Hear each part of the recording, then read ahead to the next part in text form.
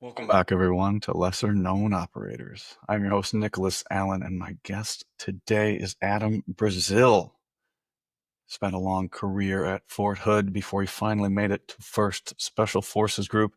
He is now retired, living his best life, and he is the owner and operator of the Hyde LLC, custom leatherwork, goods, and designs. DM for custom orders. Ooh. So I will have links to his socials in the show description. Today's episode is brought to you by the Precision Wellness Group and Dr. Taylor Bosley. Precision Wellness Group helps you restore balance, unlock vitality through bioidentical hormone therapy and evidence-based, personalized telemedicine. Dr. Taylor Bosley is a board-certified physician, a U.S. Army veteran, and a former Green Beret. So what does all that mean? Means Taylor Bosley has the shared background. He understands where you've been, where you want to go, and how to get you there. And he's an actual doctor who can prescribe you actual medicine. If hormone therapy or TRT, HRT is something you've been thinking about for a while now or just looking into, look no further than Precision Wellness Group. I will have links to their website and socials along with Adam Brazil's and the Hyde LLC in the show description. I do appreciate you guys. Please remember to like, subscribe, share, comment, pass these episodes along. Thank you for listening and enjoy the show. Adam Brazil, welcome to Lesser Known Operators, man. Thanks for coming on. Thanks for having me. Oh, absolutely, dude. One of the original followers of Lesser Known Operators. You're always liking my stuff.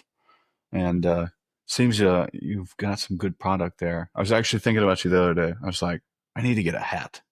So I'm going to have to get something from you, I think, after this. Luckily, with the magic of Riverside here, I'll be able to edit all of that out. But as I was saying, no, I was thinking about you the other day. This hat's pretty much done. So I think I'm going to have to get a new one. So I'll probably be looking at your pictures after we get off here today, Yeah, or I'll forget.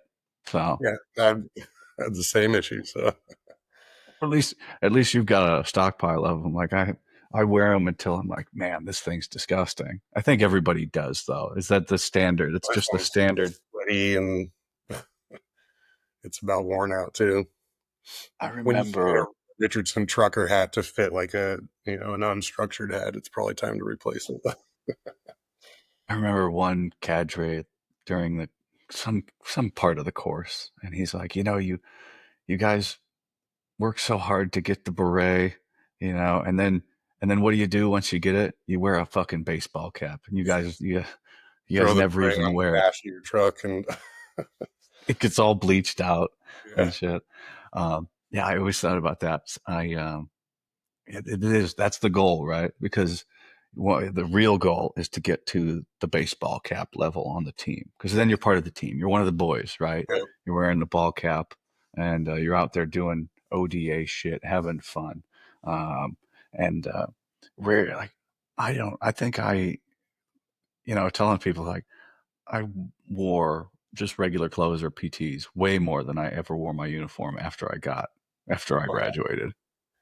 I Yeah. think just within the last like 2 years or so, it's changed the group. You're in uniform at work, and they're pretty getting a little heavy on the mustache regulations and all that good stuff. It's a good time. That I am not hearing everything. There's a action and a reaction, right? So something had to happen to change things, because when I was walking out, like it seemed like there were new policies coming in and the mood was changing. Mhm. Now, is that the drawdown from the war or just changeover in the commander or different things like that? But what I'm hearing is not like a response of happiness from first group. I don't know. Can you shed some more light on that? And they've got the lowest retention of all the groups right now. So Why is that?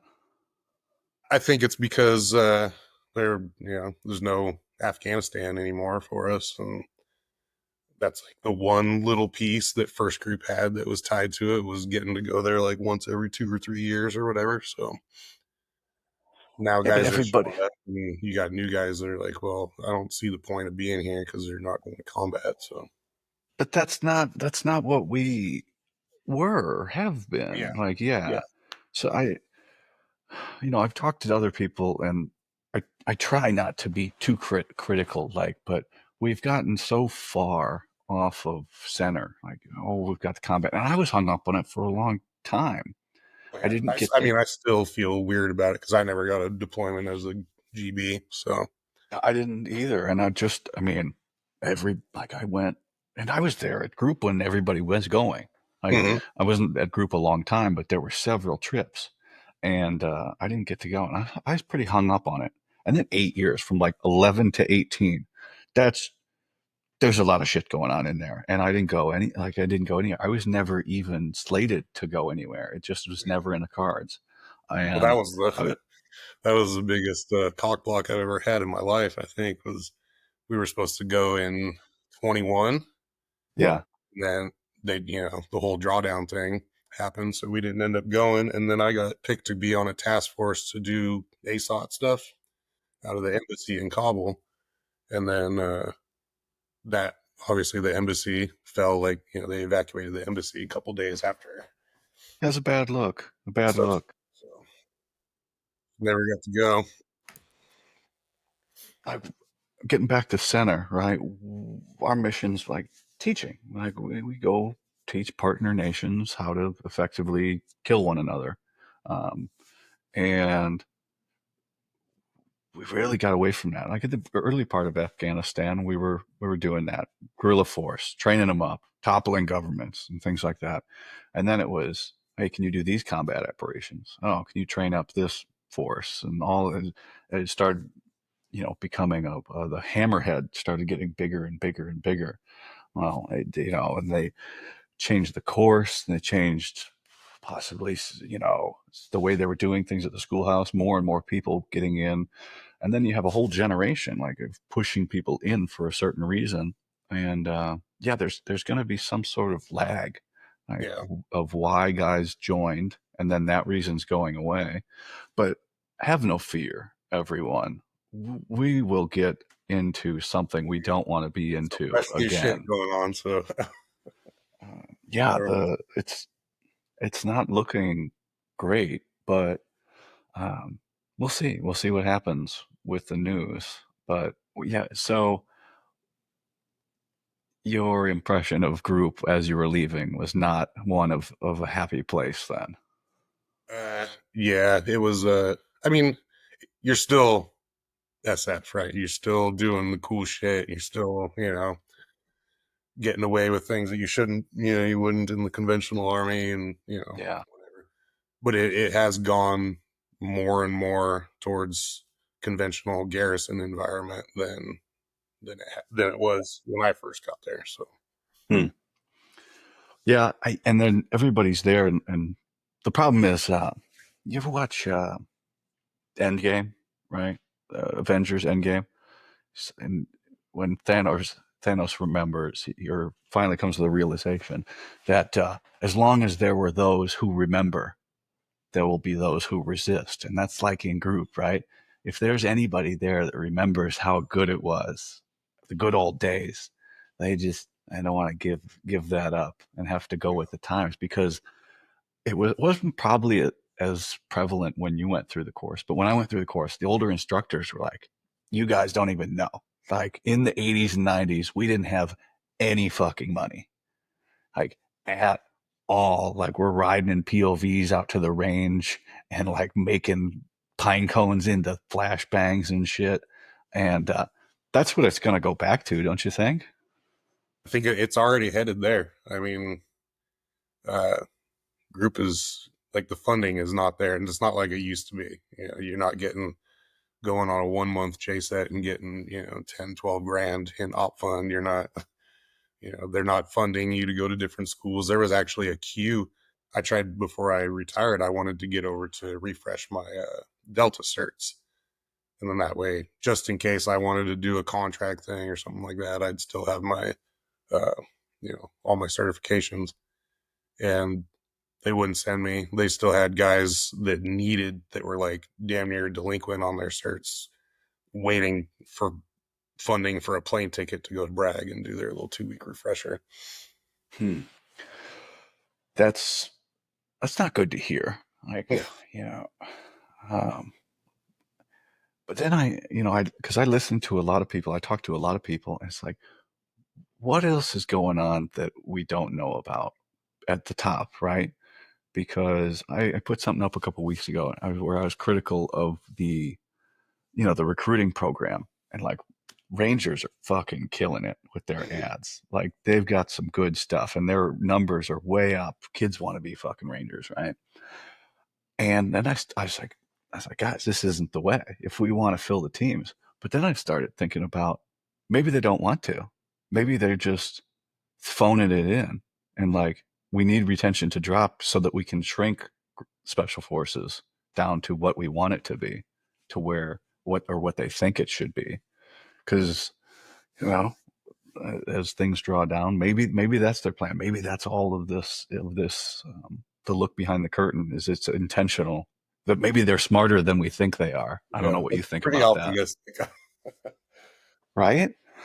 That's that's a rosy colored look, or as I said talked yesterday, uh, or they just don't understand that there's too Yeah, big of a generational gap from the senior leaders to the children that are joining now. I think that's more likely. I mean, they don't seem like they're trying to lower the numbers because they're practically begging you to stay in. When I dropped my retirement packet, it was, oh, are you sure? We'll give you a team. We'll send you to whatever. Like, yeah, yeah, they do that for a lot of guys. Yeah, Really, we'll give you a team. That's pretty enticing. Uh, yeah, it is. Except, I'd still be waiting to make Master Sergeant for another couple of years. When I went to the Q course, while I was waiting to go, I was fenced in by my conventional unit. They were in Korea, left me behind to do like day on, day off staff duty and shit. Just straight fucked me. And oh, I the got worst. 3 ALC dates while they were gone, and they would pop up and then they would cancel it. And so I went to. It took me almost the full 2 years that you get post selection to go to the Q course before the fence was finally lifted. And then, so I went to the Q course as a senior E6 with no ALC. If I didn't pass the Delta course, I was going to get RCP'd out of the Army. So it was That's a Hail Mary. that's fucked up, man. That day on day off staff duty is for anybody listening at home that doesn't there. That's a point that stuck that you said that is the worst thing that you can do to somebody I in the was fucking military, terrible. um, because you. I don't know what they did for you, but I've heard you still had to do PT on the day that you had staff duty, so you wouldn't get the full 24 off. Did you get hit with? They were cool. They were like, "Oh, you passed selection. You're a stud.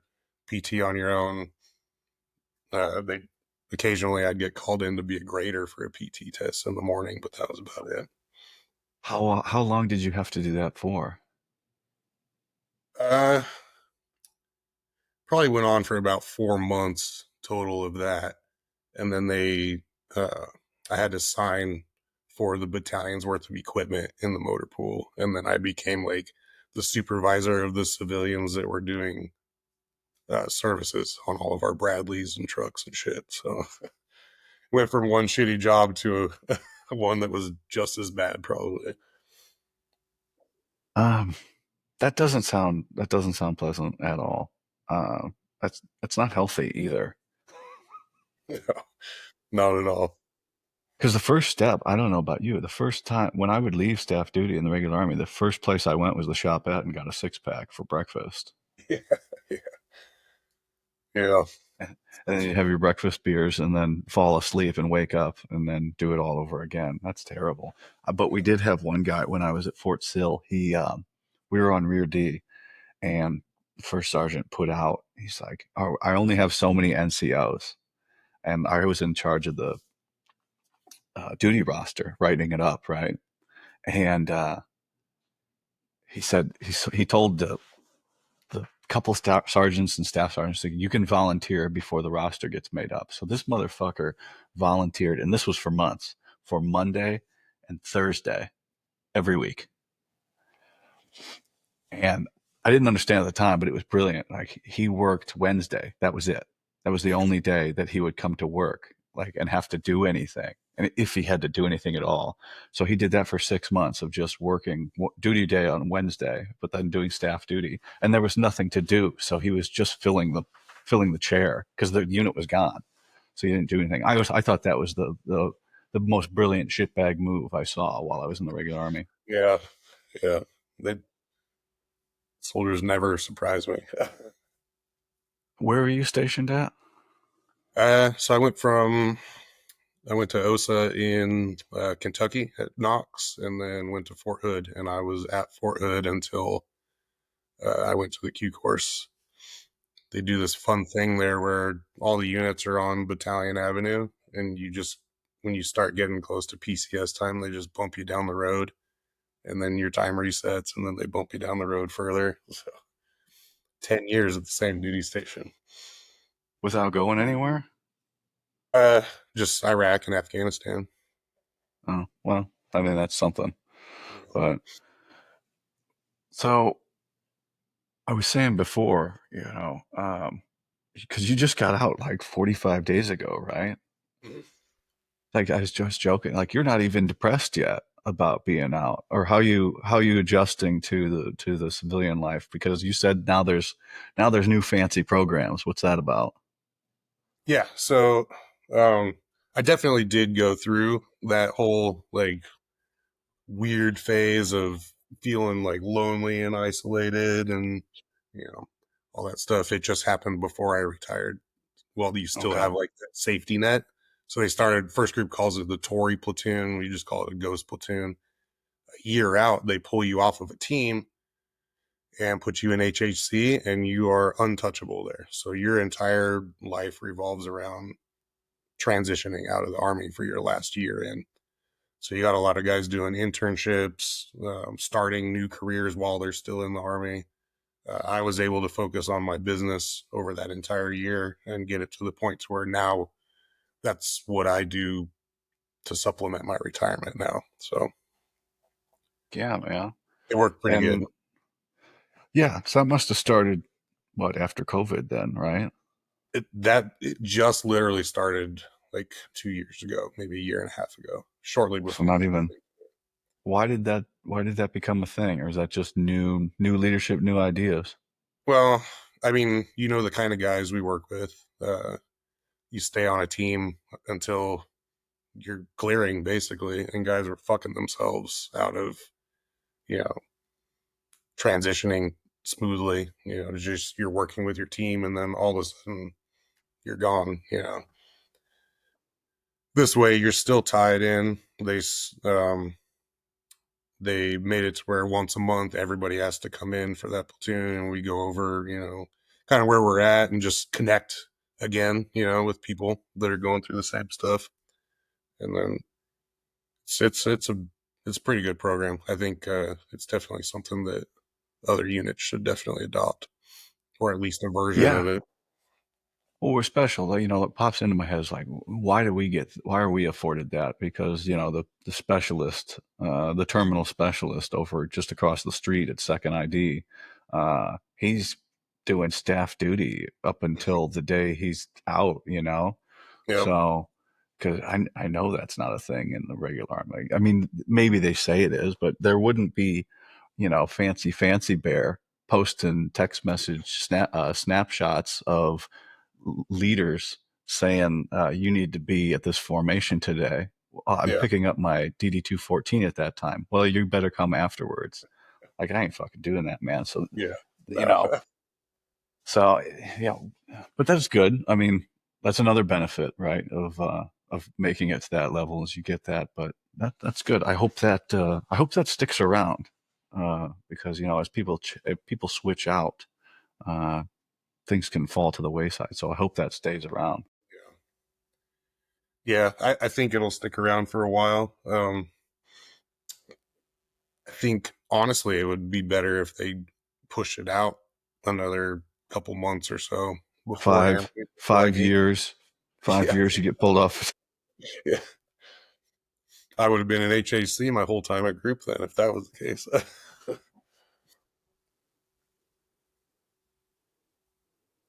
I mean, I was on B team the whole time, so I was kind of, yeah, technically, but um, so did you already have the Hyde LLC set up before while you were in uniform, or is it something you got into once you were started to get out? Uh, so unofficially, it was started. I don't know, probably 2, 3 years before I got out.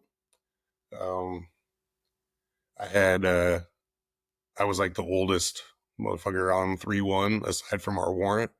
And so as like a Christmas present, I was like, hey, I'm gonna buy team hats for everybody. And the captain was gonna he was like, oh, I'll cover 50% or whatever. So I paid for it all. It was like, holy shit, that's really fucking expensive for 12 hats. It was like $400. And so I went on Amazon and found a laser engraver that was like $300 and started messing around with it and made team hats, patches, started making team hats for other teams. And then it just kind of started spreading. Everybody was like, oh, you should start a business. So it's like, yeah, fuck it. Why not? Why did you settle on the Hyde LLC? The hide is like uh, just a play on words, I guess. Like a hide site, but it's also I'm working with hide because I do leather. So Oh, okay. Oh, that's cool. Um, well, yeah, I another thing that I noticed, from starting this, I didn't know there were so many people out there making plaques and making team gear and hats and patches and all this stuff.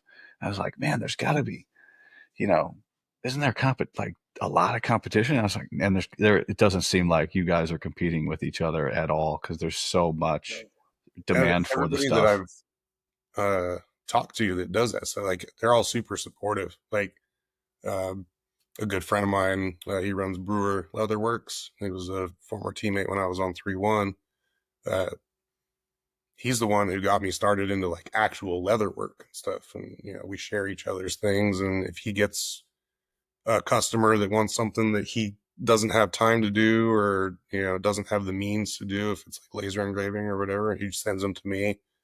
I send people to him. And, there's several other makers out there that does the same thing. Seems like everybody's pretty cool in this little community. Yeah. Yeah. And then you start thinking about it. The army's a pretty big place. The military is a pretty big place. And there's somebody PCSing or retiring or going to a different unit, going to schoolhouse or whatever all the time. Like all the fucking time. So there's some guys, it just looks like some guys have more work than they can handle. So that's good to hear. Um, Yeah, with you somehow guys, my business, the Instagram algorithm directed it towards law enforcement. I did some hats for U.S. Marshal Fugitive Task Force, and then just all of a sudden I started getting hit up. So that's like 95% of my customer base is law enforcement now instead of military. So really.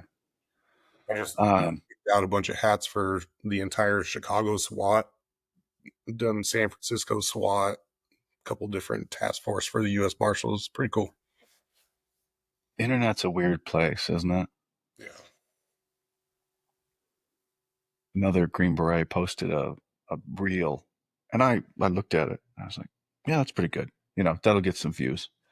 He's over 2 million. He posted a couple days ago, just 2 million views, and he collaborated with me on it. He's like, hey, let me put you on this. I'm like, yeah, absolutely. I am getting so many death metal followers right now. It's an area I never thought I would get into. I appreciate, if you're listening, you're new to the show and you're into death metal. Love it. Love that you guys are here. But it's like, the internet's such a weird place. There's so many different things because I'll start clicking on people and these different genres of followers that I get from making all these memes or reels or something, or a clip will go this way and people take it. So yeah, it's interesting. But why do you think you got pushed towards the law enforcement? Is that just did you put something up in particular? No, I mean, it just kind of happened. I don't know exactly what happened with it, but I'm glad it did. It's Yeah. business is good. So you Where mentioned you live? earlier, you guys are busier than they can keep up with. And that's kind of where I'm at right now. Like my lead times are like 3-4 weeks on orders Right. right now, just because I've just got so many backed up in the queue. That's it's a good problem to have. Like Yes. I have a queue of episodes, like, but it's like, does the market want to listen to me talk to special operations guys or gals? So I'm like, what else can I do in different areas to bring in more attention? Because Yeah. this didn't exist in January. This is all brand new to me, and I'm still figuring it out. And uh, people messaging me like I know what I'm talking about. Like, listen, man, I don't know what the fuck I'm doing here. I just snuck in the back door and I started acting like I own the place, and I don't. I mean, doing pretty good. It's I'm impressed with the amount of episodes that you're able to put out and still putting out memes and reels and all that stuff too. I I have no interview training. I have no technological uh, aptitude. I have didn't know how to use any of this stuff that I've got here that you can't see before I started this, but I can outwork almost everybody. Mhm. And it's like one thing with SF, like if you can just outwork everybody else, man, you might not be at the top, but you'll be close. Yeah. You'll get really close because people, the general population or whatever, aren't willing to go to making your eyes bleed discomfort to try and accomplish something, even if you don't know what you're doing. And I'm having a lot of fun. Like, Most of my time in SF, you just, was just figuring it out, not knowing what you're doing. You just fake it till you make it kind of thing. So, so much. Um, I especially at kept, the time I came in, there was such a shortage on deltas too. So it was like I came to a team. I had a senior long enough for him to show me the med cage and, you know, set me up with an aid bag, and then he was gone to the schoolhouse. So it was just me, the senior medic, on a team for a total of 3 weeks or whatever at the time. yeah, you got to figure it out. There was one point in my second, because I came off a team and then I went to the B team, Charlie. I was a junior, but I mean, I was kind of useless because I was a little pretty fucked up still. And then wasn't taking care of myself. So I'm hiding out in Korea. So that one does, but when I come back, I flip over to another company and now I'm the senior Charlie on the B team. You're supposed to be experienced, right? I've been in group for like fucking nothing, like no time at all. And at this point, none. And a lot of that was injured time. Like, so, and there was one point where like the sergeant major expected me to take care of something. And I'm like, I'm just copying what we did on the last trip, dude. Like, I don't know what the fuck I'm doing. Like, I'm out here trying my best and everything. And it worked itself out, the issue. But I was like, a lot of it, you're just fucking, they're like, here, figure this shit out, man. You know, I don't have time to teach you this shit. Figure it out. And hopefully you're 51% correct Yeah. in the direction that you pick to go with these things. Um, and then and then I go to be the battalion Charlie, also assumed that you're a senior dude. And I took that and I had less than 2 years in group or some Yeah. shit like that. Well, they Um, say, it takes about 3 years to actually learn your job there too. None. I never did. The only thing I was a killer at inventories, like straight fucking murderer. I could inventory like it's nobody's goddamn business, but never really got to be a Charlie. Yeah. Um, well, I shouldn't say that. Um, it is like I walk in when I was in the Charlie course, like the instructor, like I was the construction portion and everything. I ran that like I had that like so all I did as a kid was construction and housing and stuff like that. So I ran that portion.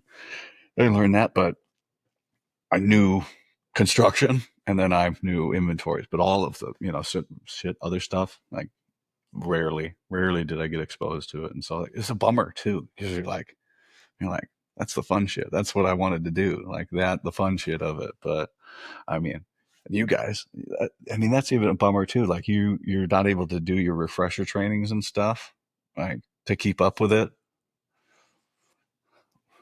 Like, isn't that a prerequisite to be a Delta? But yeah, you can get your whatever your SDAP or whatever it is, your special duty pay taken away. But yeah, they're so broke. People are just I don't waiting know. in line to go refresh. It's crazy. That's fucked up. That's fucked up, man. But eh, it's over now. What do you think of it now? What do you think it's going to get better? Do you think it's going to bottom out? Where do you think it's going to go next? Uh, I I don't know. I know there's like a mass exodus of guys just leaving. Even like I've got guys from 3-4 that just showed up right before I left. Like we were in Korea. We did a 6-month trip to Korea, came back, and they're already like, I'm out. Like this is not what I signed up for. So, which is a shame because there's, you know, super good guys still coming in. And Bummer. That's oh god, that like it bums me out so much. Like I think like with the whole GWAT thing, like that's all guys saw was like the sexy side of the job. When in reality, like most of what we do is like you said before, yeah. going over and training folks.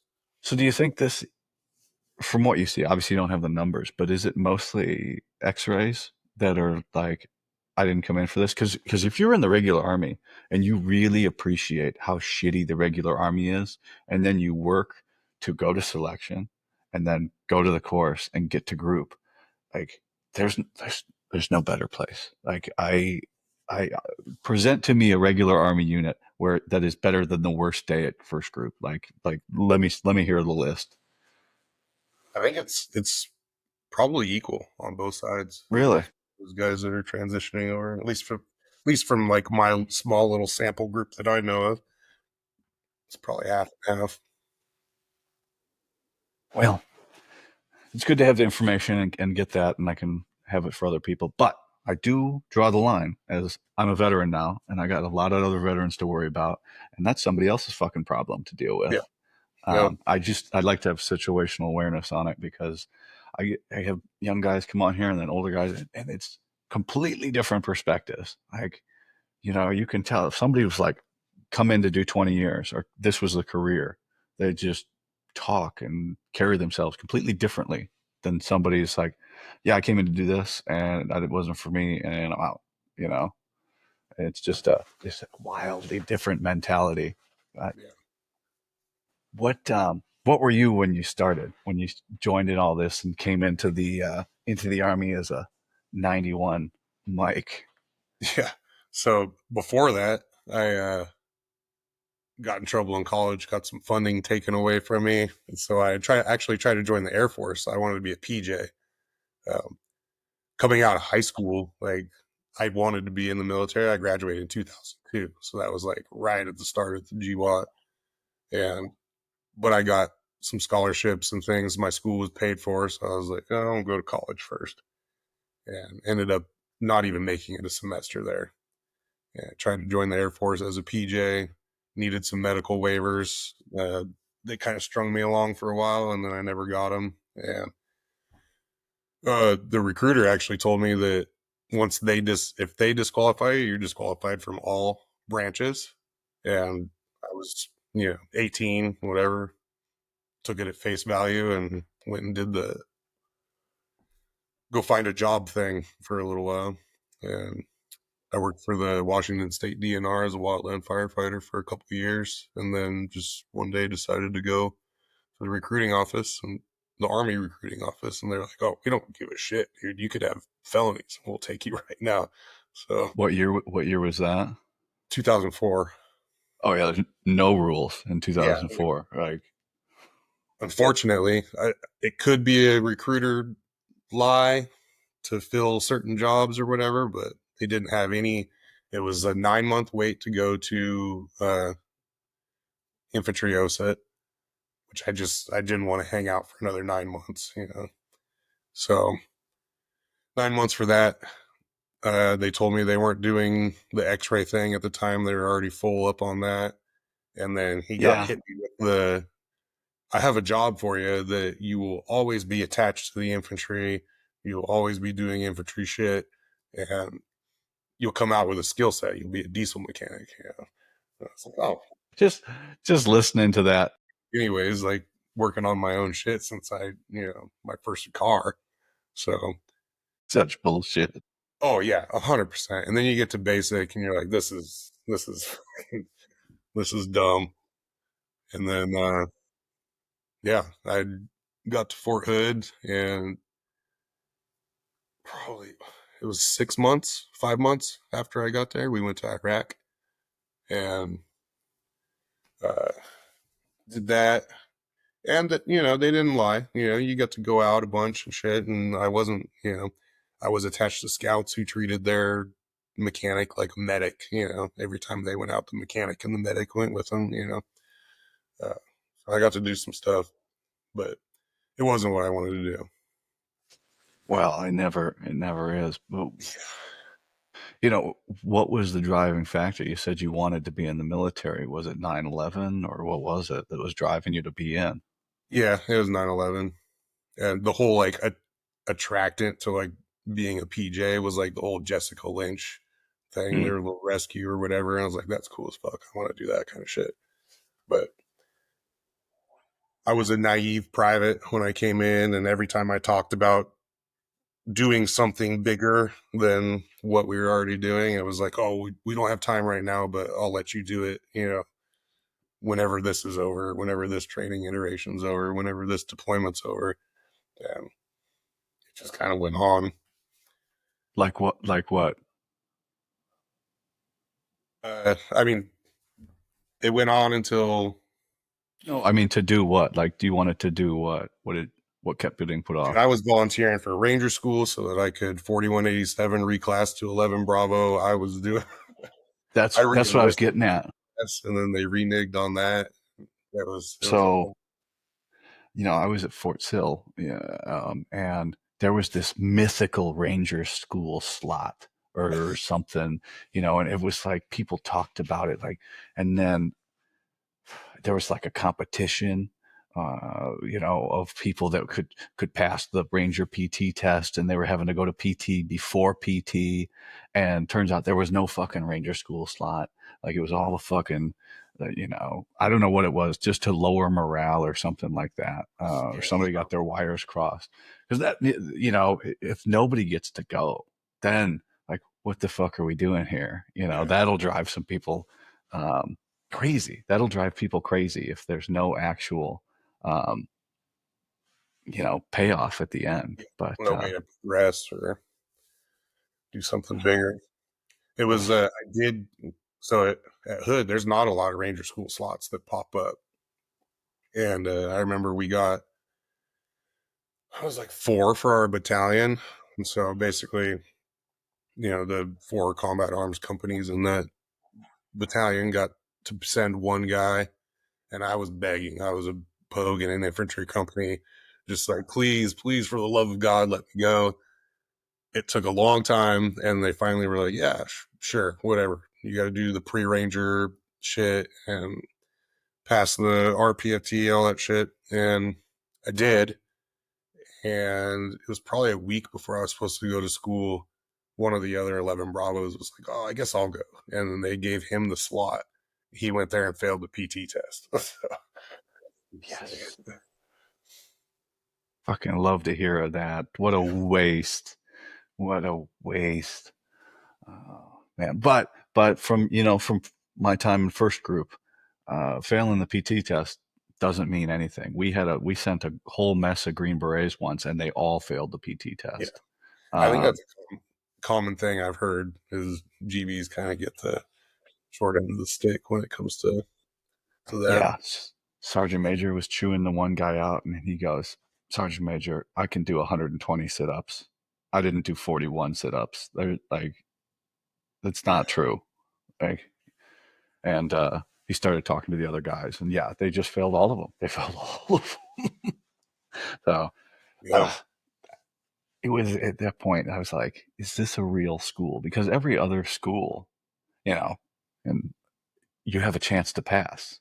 And Mhm. that's one where there is a chance that they will just not let you in, Not even even though with you're in it. consent, actual school. So yeah, so but that's my perspective of like things that I saw of like, is this a real school? No. If that can happen, if the cadre can just disbar you from attending it, then no, it's not actually a real school that helps.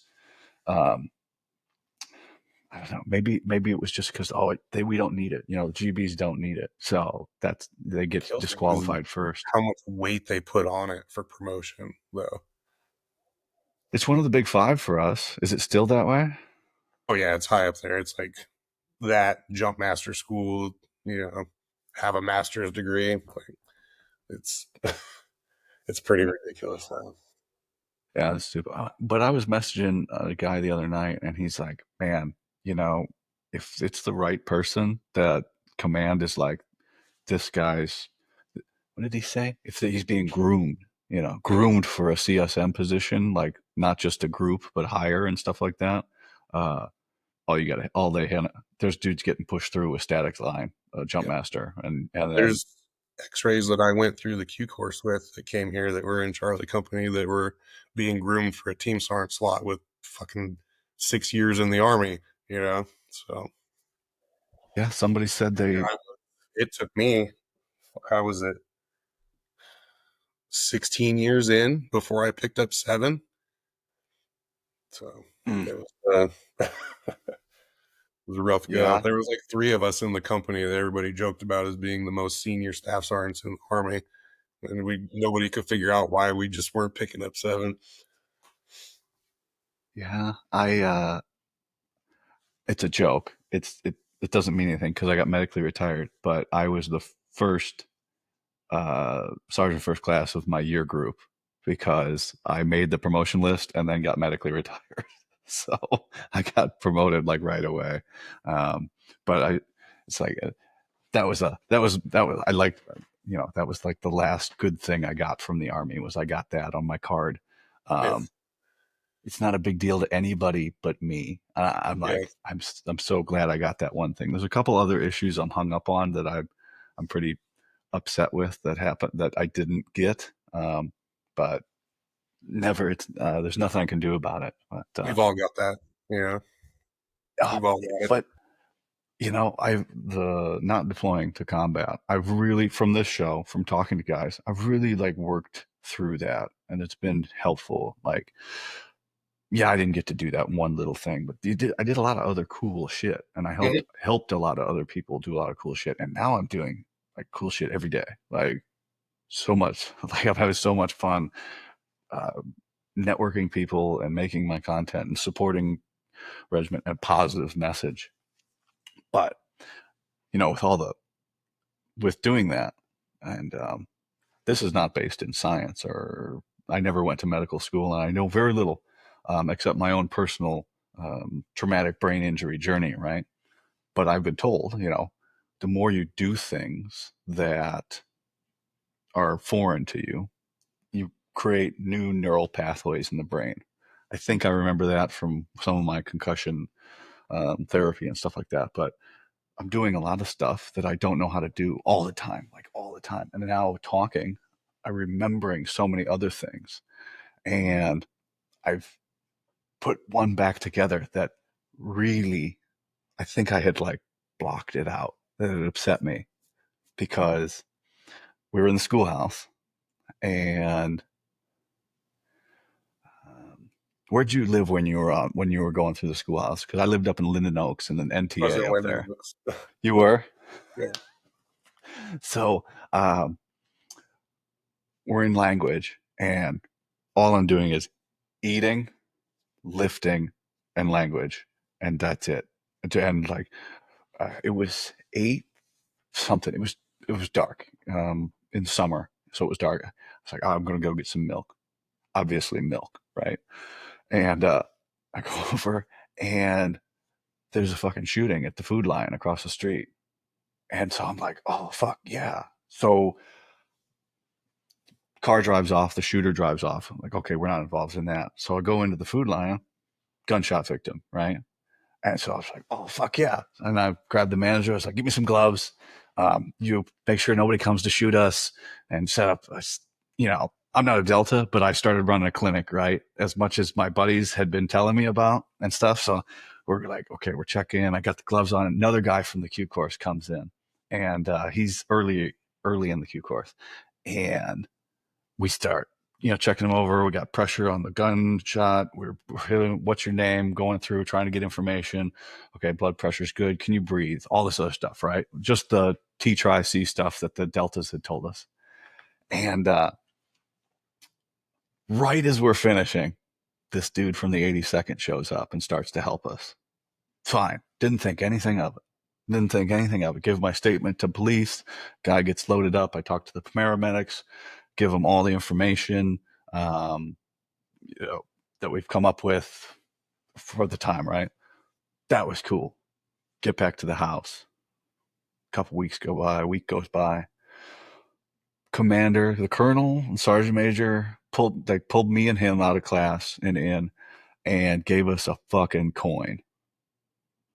And I'm like, okay, okay, well, that's not what I expected.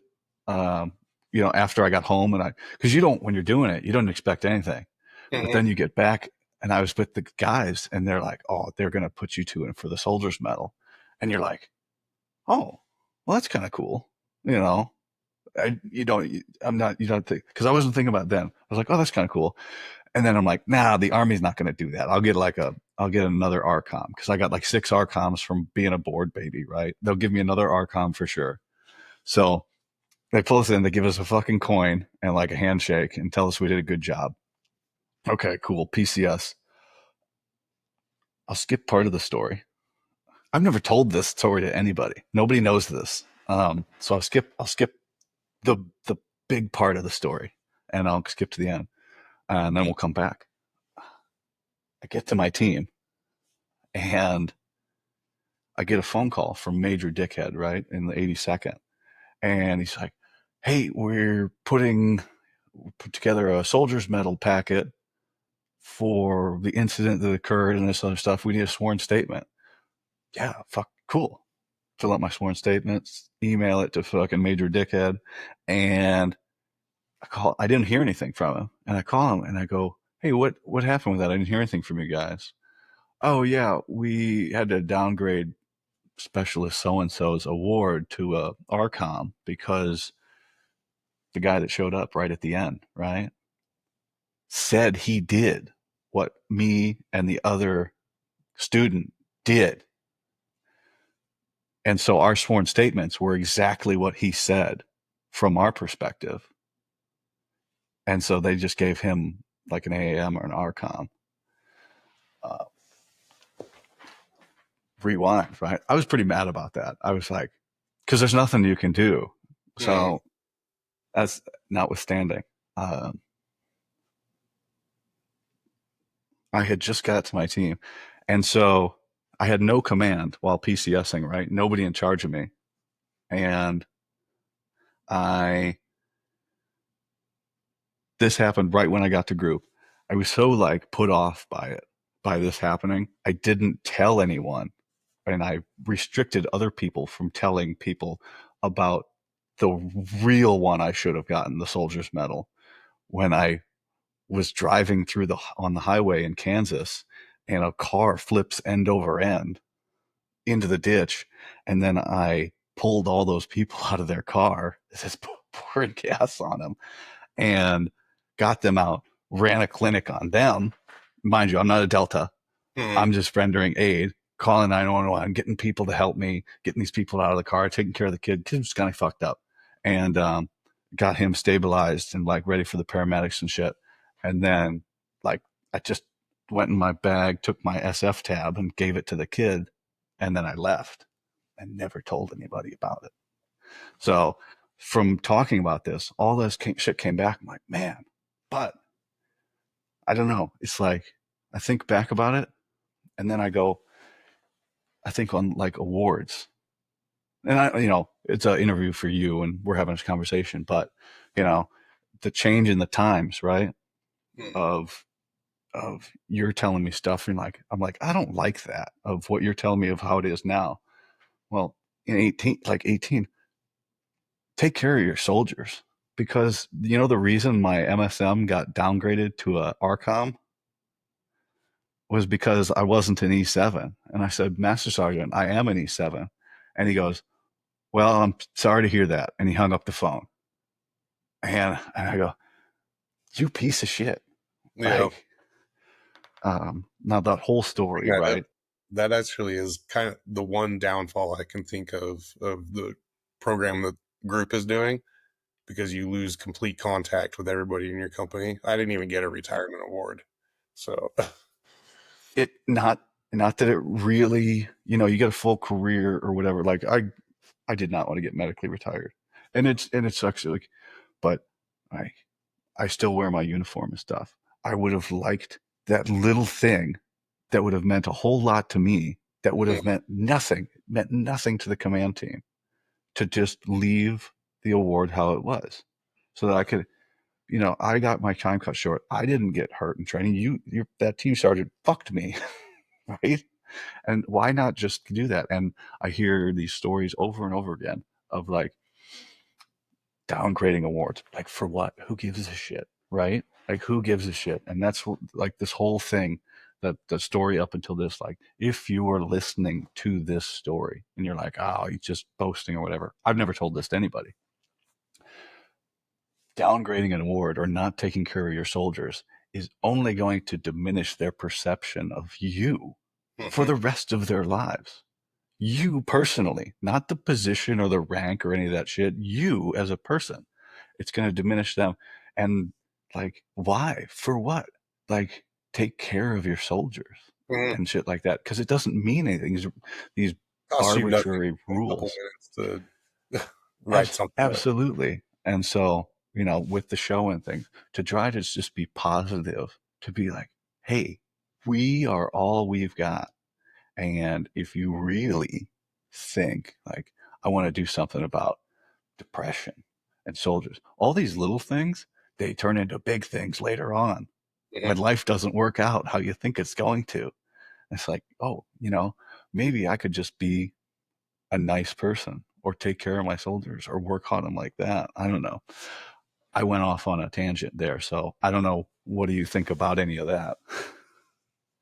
No, I mean I've seen the award thing so many times, and it happens way more in the conventional army than it does on our side. Like your deployment awards, um, based off of rank, even valor awards. We had a kid who, on my second deployment, we lived in an outpost, and we would have to come back to the battalion fob, which was essentially an outpost in and of itself, uh, once or twice a week to re-up on water and MREs and all that stuff, because we were living like refugees out there. And while we were back, they got just bombarded with rockets and mortars, and people got fucked up. And one of the kids from our company is a PFC. He was snatching up wounded, dragging them to the bunker, and was in there by himself with multiple wounded soldiers rendering aid. And his shit was downloaded to an ARC, or downgraded to an ARCOM with a V, which From is Silver Star? Or, because he's a fucking PFC, which is bullshit. Like that's like at a minimum fucking Bronze Star V type of thing. yeah. But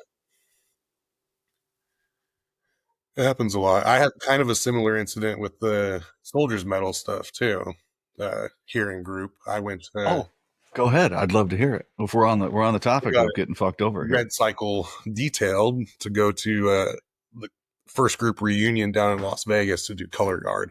Which at first I was like, oh, it's gonna be gay, but it was actually a pretty cool trip. Um, but on the way there, on the plane, there was a guy who was having a stroke, and there was no doctors on board, at least until after I started treating him. Then a doctor showed up and was like sharpshooting me, but um, stabilized him on the plane, got him out to the EMTs when we got there.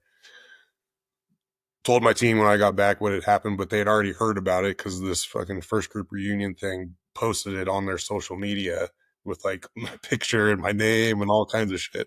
Uh, they already knew about it, and so my warrant was like, "Oh, I'm going to put you in for a soldier's medal," even though it really doesn't qualify for it because you have to be in like some kind of danger while you're doing it. Um, he did, and it got downgraded to a coin. I got a coin handed to me from Colonel Ray of all people. Oh, no, we're not going to get into Colonel Rail on the podcast here, but Yeah. no, I hate to hear that, and I just don't get it, right? Because regulations there, and it's free, excellent publicity Hmm. for look at look at our soldiers doing these great things, and then there's second and third order effects of all that. Okay, group's one thing because everybody's like, now it's expected of you, right? Hmm. But that PFC that's doing, valorous shit, like, why don't you reward that? And that'll inspire like all the other PFCs, like across the board. It could turn shitbags into great soldiers just by seeing that shit of like, I got to live up to, like, somebody could look at him and be like, I'm better than that dude. And it could make them be a better soldier Hmm. and things like that, that kind of comparison thing. And I just don't get it. So whatever, can't go back and change the past. But if you are listening to this by chance, my small audience, just take care of your soldiers. And there's like, and at least go to bat for them, like, Hmm. because one day all we're gonna have is a plaque and some memories and some awards we did or didn't get, or we have some we didn't deserve, and then we have the ones we did deserve we didn't get. Yeah. Um, like, like, what the fuck am I gonna do with all those archons from a fucking winning boards? Like, I didn't do anything but memorize stuff. Yeah. I guess, but yeah, all those little things they'll mean stuff to people on down the road. But yeah, so you come in, you're at Fort Hood.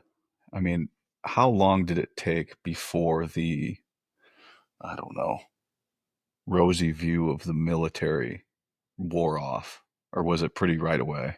It was pretty right away. Um, I think if you're in the conventional army, if you're anywhere near a high performer, it gets really really annoying really fast. It's probably like 95% of the people that you work with are, you know, just not at the level that you expect to be working at.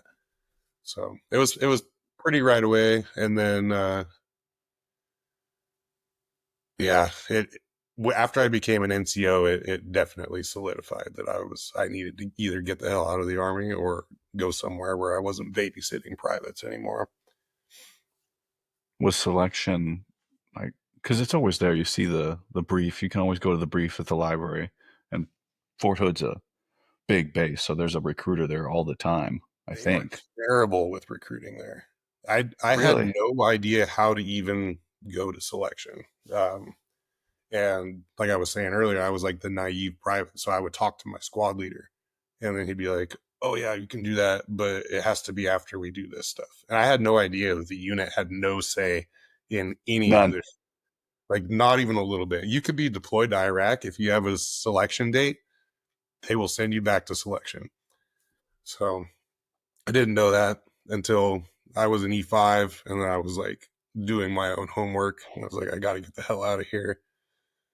Started signing it, did the shit, started getting ready to go. I had a selection date for September class. Um, this had to have been in 2010, so I'd been in the army for about 6 years at that time. And right after I got my selection date, then my daughter was born, and then that started. I don't know if you listened to the other podcasts I did earlier this year, but she was born with bad kidneys, basically, and was hospitalized for about the first 2 years of her life. So I didn't end up going to selection. Um, did that, gave her my kidney, and then that put me down for another year. And then uh, as soon as I came off of that, I volunteered to go to Afghanistan. came back from Afghanistan, and then immediately started doing the paperwork for getting into selection. So it was a That's long process. heavy. It was a long process, and then it That's a took me lot of damn near a year to get uh, a waiver to go to selection with one kidney. So Yeah, I was gonna say, well, there's a waiver for everything in the Army. There's a waiver for everything. But man, that's gotta be because that event comes up and you're like, how long did it take you? Because you got to focus on this. Was that always in the back of their mind that I still want to go, or was there times where you were wavering on like, am I going to even stay in? um, so when she had her health issues, my wife and I basically decided like I'm in it for the long haul at that point. So I still wanted to go. Um, I was just planning on, kicking it down the road until she was healthy, which which is what happened. I didn't realize that it was going to cost me a year on the back end after her surgery, but uh, yeah. After giving a kidney up, the kidney I was left with was still only operating at like 50%. It took it forever to pick back up. So Ooh. What's that process like? Because did you go through Army medicine for this whole thing? no, it was through a civilian hospital in Dallas. Otherwise, you both would have died. Um, The the hospital there at Fort Hood almost killed her. So she was born, and a week after she was born, brought her back in for an appointment because her eyes kept swelling up to the point to where she couldn't open them. We couldn't put socks on her because her legs would swell up and like mushroom over the top of the sock. And they kept telling us that it was, stuff like that's normal for a little while. And we brought her back again, same issue, told us the same thing. They never took into account like my wife's alpha fetal proteins were like super high while she was pregnant, which is like either indicative of spina bifida or some other like nervous tissue that's exposed, or this congenital nephrotic syndrome. Uh, and they just never put two and two together. And so I was actually manifesting to go to JRTC, and we were getting ready to get on the buses, and my wife called me, and she was on the way to the emergency room because she had swollen up and her whole body was turning blue. Um, and that was another. This is back to the point of taking care of your soldiers. Basically, I was told to get fucked and had to get on the bus, and they couldn't release me until I got a Red Cross message because I had already manifested for the trip to Louisiana. So rode to Louisiana. It took 3 days while I was there for them to release me, and then they finally drove me back. And yeah, it was bad.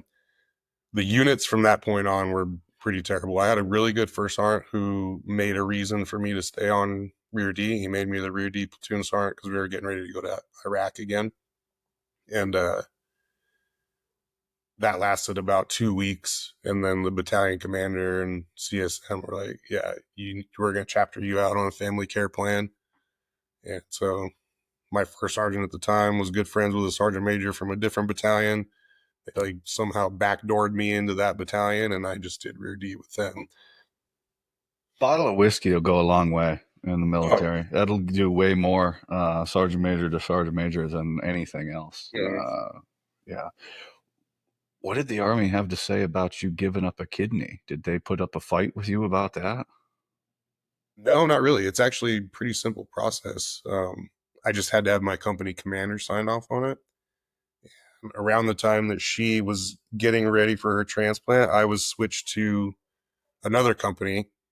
My first interaction with the first sergeant when I got over there to check in was go the fuck back to battalion. I told them I didn't want to deal with your bullshit. So I went back to battalion, and then battalion sergeant major walked me over there and was like, "You're going to fucking take this guy." And so that set the precedent for the rest of the time I was there. It was pretty shitty. I didn't even get a phone call at the hospital after the transplant. Like, Um, let's just talk, like, how old are you now? 40. 40. Okay, so I'm 37 or 38. Like, I'd be in my range for getting looked at for sergeant major, starting Mhm. to, right? And I would get in the regular army. It was 100%. Like I was going to be a CSM. There's no fucking doubt in my mind. At a high level, uh, would I have stayed? I don't know. That's a rough path, right? But like I think about now, like yeah, mentally I'm there, physically there, like thought process is all there, and everything like that. If first thing, just if the first sergeant and one of my first sergeants said that, not this, I'm hypothetical CSM, I would fucking have an aneurysm. Yeah. Like, fuck, what the fuck? I would smoke the dog shit out of that first sergeant like they were a private. Yeah. Like, like, what a piece of shit. Like, I couldn't fathom it. Like when he said it, I was like so in shock. And I was like, I didn't even know what to say. I was like, okay. And I just walked out of his office and went yeah. back over to the battalion. And they're like, what the fuck are you doing here? So there was an issue. So, I quote, he said, I don't want to deal with your bullshit, Sergeant Major. All right, let's go have a talk with him. That's even bad too, because then he walks you over there and you're blackballed because he's not standing over your shoulder for the rest of the time. So you're in fucking doghouse. Yep. Um, and so it's all bad. And I try to convey this to people like, not all units are the same in the regular army. There's people very happy in 82nd, like living their life. But I did not have a good time. I made a good time out of the situation, but I didn't like it there. Like I just didn't. And as you said, the army, the regular army, is not a place for high performers. And not saying there aren't any in the regular army. It's just it's not a like if you got that itch, it's you, you're probably not going to be able to scratch it in a regular leg unit. Hmm. Oof. God, yeah, that's how are you? What are you thinking about at this point? You're like, because how are you able to put up with this and deal with it? Are you just kind of like keeping your head down? Yeah, I just did the GB thing, put your head down and just keep moving forward. My entire concern at that point in my life was her well being. So whatever bullshit I had to put up with. Doing the GB thing, but you're not a GB yet. Yeah. So that brings me up to like one of my previous guests. What he said, he's like, you know, a lot of us go to group because we already think we're that guy. Do Mhm. you already think you were that guy years before? Uh, I mean, I I would be lying if I said I was never accused of being cocky or Oh, we're pretty like bad that. while we're going through it. Yeah, but I mean, I think a lot of people in the regular army they get I don't know the word like offended. I guess if you're or defensive. I guess if you are competing with them or they're above you and you show that you're a better performer than them, uh, it causes some hard feelings. The lack of perspective. If you can't see from other people's perspective, the vast majority of soldiers like can't just can't get to that level. And maybe that's the shitty school that they went to in the shitty area, and they just didn't like they can't pass the test or things like that. The ASVAB and things like that, and they can't get to that score. It's just not possible. Now, as a whole, then that's as lumping them all together. The individual can be very successful and can get out of that hole and go do these things. Almost everybody in the army can get them into some sort of special operations unit. The single person can do it. Like you can go study and raise your GT score. And if you study enough and memorize all those answers and figure it out and work hard enough, you can get your GT score where it needs to be. And you can go to selection. And they'll give you a bunch of tries at that too. So Mm-hmm. you can start gaming that shit if you go. There were people that on the third try at selection that got selected when I went through. Yeah. I was on my second try. Uh, but you can pass that too, and then you can get to the course where you can. That's once you get that piece of paper that says you're selected, it's all on you now. How hard are you going to work to get that beret, right? Yeah. Um, Delta course, that's off on its own. You either really want to be a Delta or you want to be a Bravo. Like, Yeah. I didn't even put, I completely omitted Delta and Echo on my wish list at the end of selection after you get selected. You do your really, little language wish list, your group wish list, and all that. I left off, I just put Bravo, Charlie, one and two. That's all I wanted to do. And I had didn't been, work out. uh, when I went to college, I was in pre med. I had a bunch of time doing internships with physical therapy. Did some time as like a first, as a EMT on the fire department and stuff. So they're like, yeah, no, your scores are high enough, and you've got medical background. You're going to be a Delta. So I was afraid of that, right? Delta was fourth on the list that they make you rank them, and please, just please not. I knew my scores. Please no, just give me Charlie. I think it's a couple years each direction. I probably they would have made me do it, but luckily at that I mean, time, after I got to group, I thanked God every single day that they made me a Delta and not a Charlie. So um, do not oh, envy you guys the least bit. now, there never, no contracts ever pop up for somebody looking for an inventory specialist with a construction background. Yeah. Never. It's always echoes and deltas. Hmm. I, man, I would not be, but I wouldn't be in the position I'm in now if I had been a delta because I'd be working. I wouldn't have stopped. You pick up Yeah. a contract immediately. There's work for deltas all day long, everywhere in the world. Echoes as well. You know, I think so the Delta course was the only time I've ever like in the military doubted whether I was gonna pass it. I went into selection, was like, I got this, like no problem.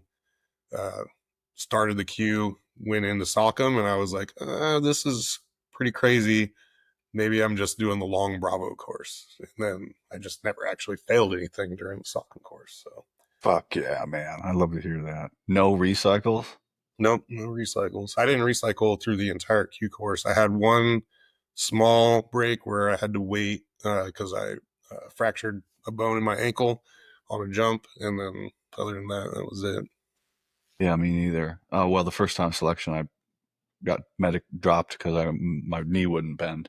But um, so I'll relate. Like that happened to me. I'm never gonna let this happen ever again, ever. Mhm. And went to the selection. I knew from the moment I stepped off for the PT test until he handed me that piece of paper that I was going to get selected. Mhm. And then get into the course, like all effort, all the time, like fucking all, like I'm not gonna leave anything on the table, and did. I fucked around a lot, and had a lot of fun. Didn't take the as seriously. I don't think it. I think about it now. I don't. I think I took it very seriously, but I just it was like a relaxed serious, like we Mhm. were all this group of guys. We had this tight group of guys, and we all just drug each other through the course. Um, and then everybody else seemed to fall off as we went, but we all went through together and graduated together. And now I don't remember any of their names. Yeah, that Bonus me out. happens. I But like forget names of guys that I worked with for years. So they're finding me now, which is great. They're finding me, and it's so cool. They're sending me messages like, "Hey, this is so and so." Oh man, so that's another thing of this is I'm getting to get reacquainted with other people that I mhm. missed out on for a decade now. But like your journey, right? Like 10 years, you spent 10 years in the regular army trying to get to selection. That's a setback in itself Yeah. for somebody that doesn't know, um, and going through what you went through. So you've got to be because so once you get healed up and your daughter's has recovered, as you said, right? And so you get to this point, you're free and clear, 24-hour staff duty, on and off. We finally, when you got selected, then you got stuck with the staff duty, right? Yeah. Yeah. So that's got to be even more motivation to like, I never want to come to this fucking joint ever again. I had to re-enlist in def on the it was contingent on me passing the Q course. So I was throwing it all on the table. That was a big gamble. Yeah. Yeah, we were talking about Michael Allen. Like, he's having to sign deck statements during the course because he wants to graduate because he wants it so bad. Like, you'll do anything, and mine's like physical. Like, I had a tooth that hurt, and I didn't want to go to sick call because I was like, Mhm. oh, I don't want to get rolled, and I didn't want to get the root canal. I was like, pull it. I didn't even give it a fucking half a second of thought. I told this off post dentist to just fucking pull it so I could go back to work and nobody would know. Yep. I ended up getting dry socket but it cleared itself up. Um, but that's like the decisions you'll make. That level of I don't want to go to the 82nd. 100%. And for now, what I know now, I probably would have been happy in the 82nd. Like, but I had this perception of like Mhm. Fort Sill. That's how the whole regular army is. I Yeah. thought I was like, I don't want to, I'm like afraid. I don't want to go back to that. I want to go to group. And I had no idea what group was like. Yep. Like, did you know when because, did you know what you were going to do? Really, really, did you know? Or did you No fucking clue.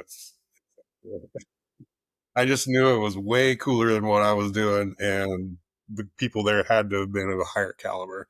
So that was I talked about it so often during that time when she was hospitalized and during my recovery that by the time I recovered, went to Afghanistan, came back, I was still talking about it, and my wife was like, "Just fucking go!" Like, shut the fuck up? Yeah, sometimes usually it's other people will build these things up into mythical proportions, right? But you had so much time that you built it up into this Mount Olympus in your mind of this you know I have to get there. The Green Beret is the pinnacle of my what my career is going to be. So it's just you day after day talking to yourself. I only had two experiences with GBs in real world. You don't see them at Fort Hood, and No, the no. two times I had interacted with them, one was they came to our outpost on my second deployment, and it was just the coolest fucking thing ever because it's, an ODA, a bunch of jack dudes, the Echoes out there setting up his satellite and shit. They had a K9 with them and were there to just using us as security for HVT. Uh, and yeah, they were all just cool as shit. Like they talked to us, they gave us food, and it was as like a young dude in the regular army. It's like you're looking at them like they're gods or whatever. And then in Afghanistan, it was the same thing. I helped them with they had a flat tire on their truck.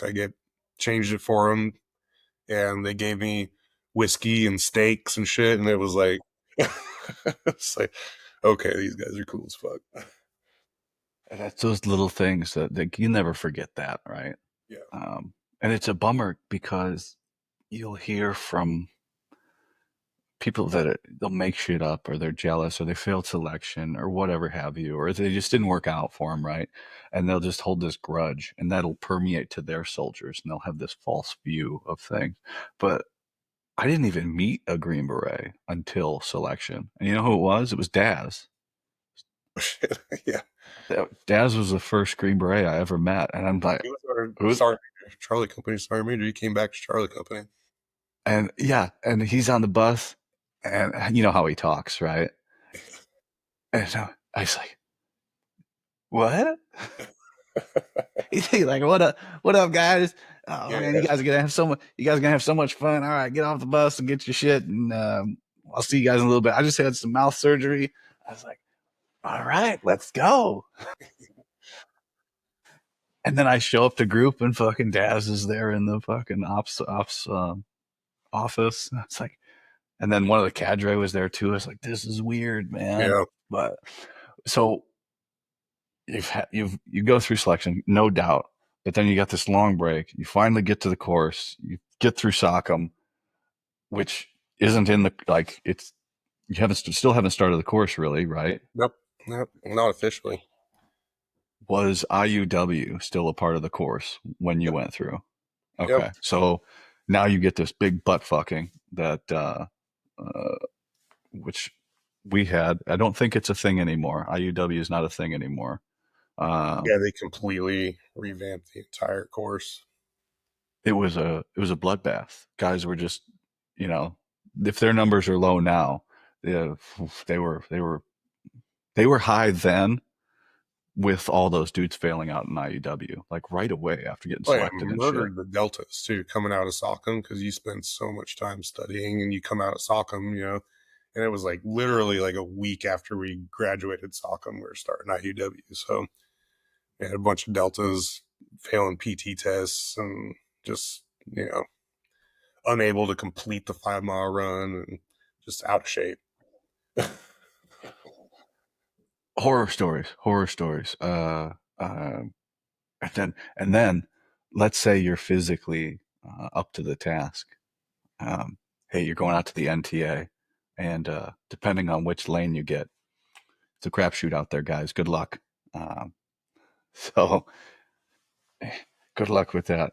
I got mine. Other people had a miserable time. It was so, and I've told this to like three guests in a row now because I had a whole string of guests that didn't do IUW, and now like four people in a row. So, um, like 250 dudes ish out there. 50 dudes passed the first night, and like 20 dudes passed the second night, and that was it.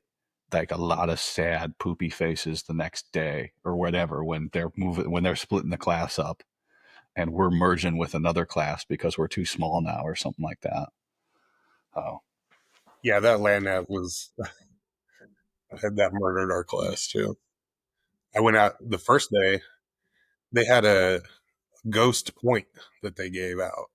There was no sitter there. There was no actual point there. And it was me and two other guys got that point, and it was our final one for the day. If we would have got that one, we would have got to ride the bus back that night and not do the second day. And we were out there hours just gridding this area looking for, your point sitter in a camouflage tent, which is where what they which do every yeah, other. fifth, yeah. And yeah, time was running out. Cadre rolled up and he was like, "Hey, I got good news and I got bad news." He's like, "Bad news is there's no actual point here, and we're sorry about that. Good news is you get to try again tomorrow." So uh, the next day, all I had to do was find 2 points. I found them by like, you know, 2 hours, 3 hours into it, and then I just sat down and hung out. Good. The good news is, tensions run high. And there's a lot of testosterone in the Q course. That cadre is lucky he didn't get stabbed. You know, Yeah. because I couldn't imagine that because I was freaking out. I had brought myself back to life. I definitely heat catted halfway through and brought myself back to life. And I'm like, okay, we're back. We're out of water, so we got to go find more water. But we're we're back. Let's get it. And man, I was freaking out and because that point sitter was in a camouflage tent, Hmm. and I only found him because he fucking made a noise, and I wasn't that far from him. I Yeah. just, I just was, I just was stressed out, and I wasn't focusing, and just it blended in, and he made a noise. I'm like that motherfucker, and I got him, and I just ran back to the talk, and but I can't imagine. I would have if I'm out there looking for a point and it's not fucking there. I would have. Oof, that would have been a bad fucking I was even more mad conversation. that night when we had like the worst thunderstorm I had ever seen in North Carolina the whole time I was there. And we had to When go out does you? and lay When in the is? field underneath a poncho while just lightning striking all around us. Everything you own is soaking wet now. When is this? Because so I went in July of 13. This had to have been 2016, Oh, okay. twenty There's seventeen. Sorry. oh, okay. There's so many um, stories of the first night beautiful weather, second night terrible weather. Yeah. Of guys in IW. It's crazy. Um, it's like they planned it or some shit like that. Yeah. I don't know how. I don't know how. But all right, well, we beat that one to death. And I'm if you're still with us, we're going to move on to a different subject.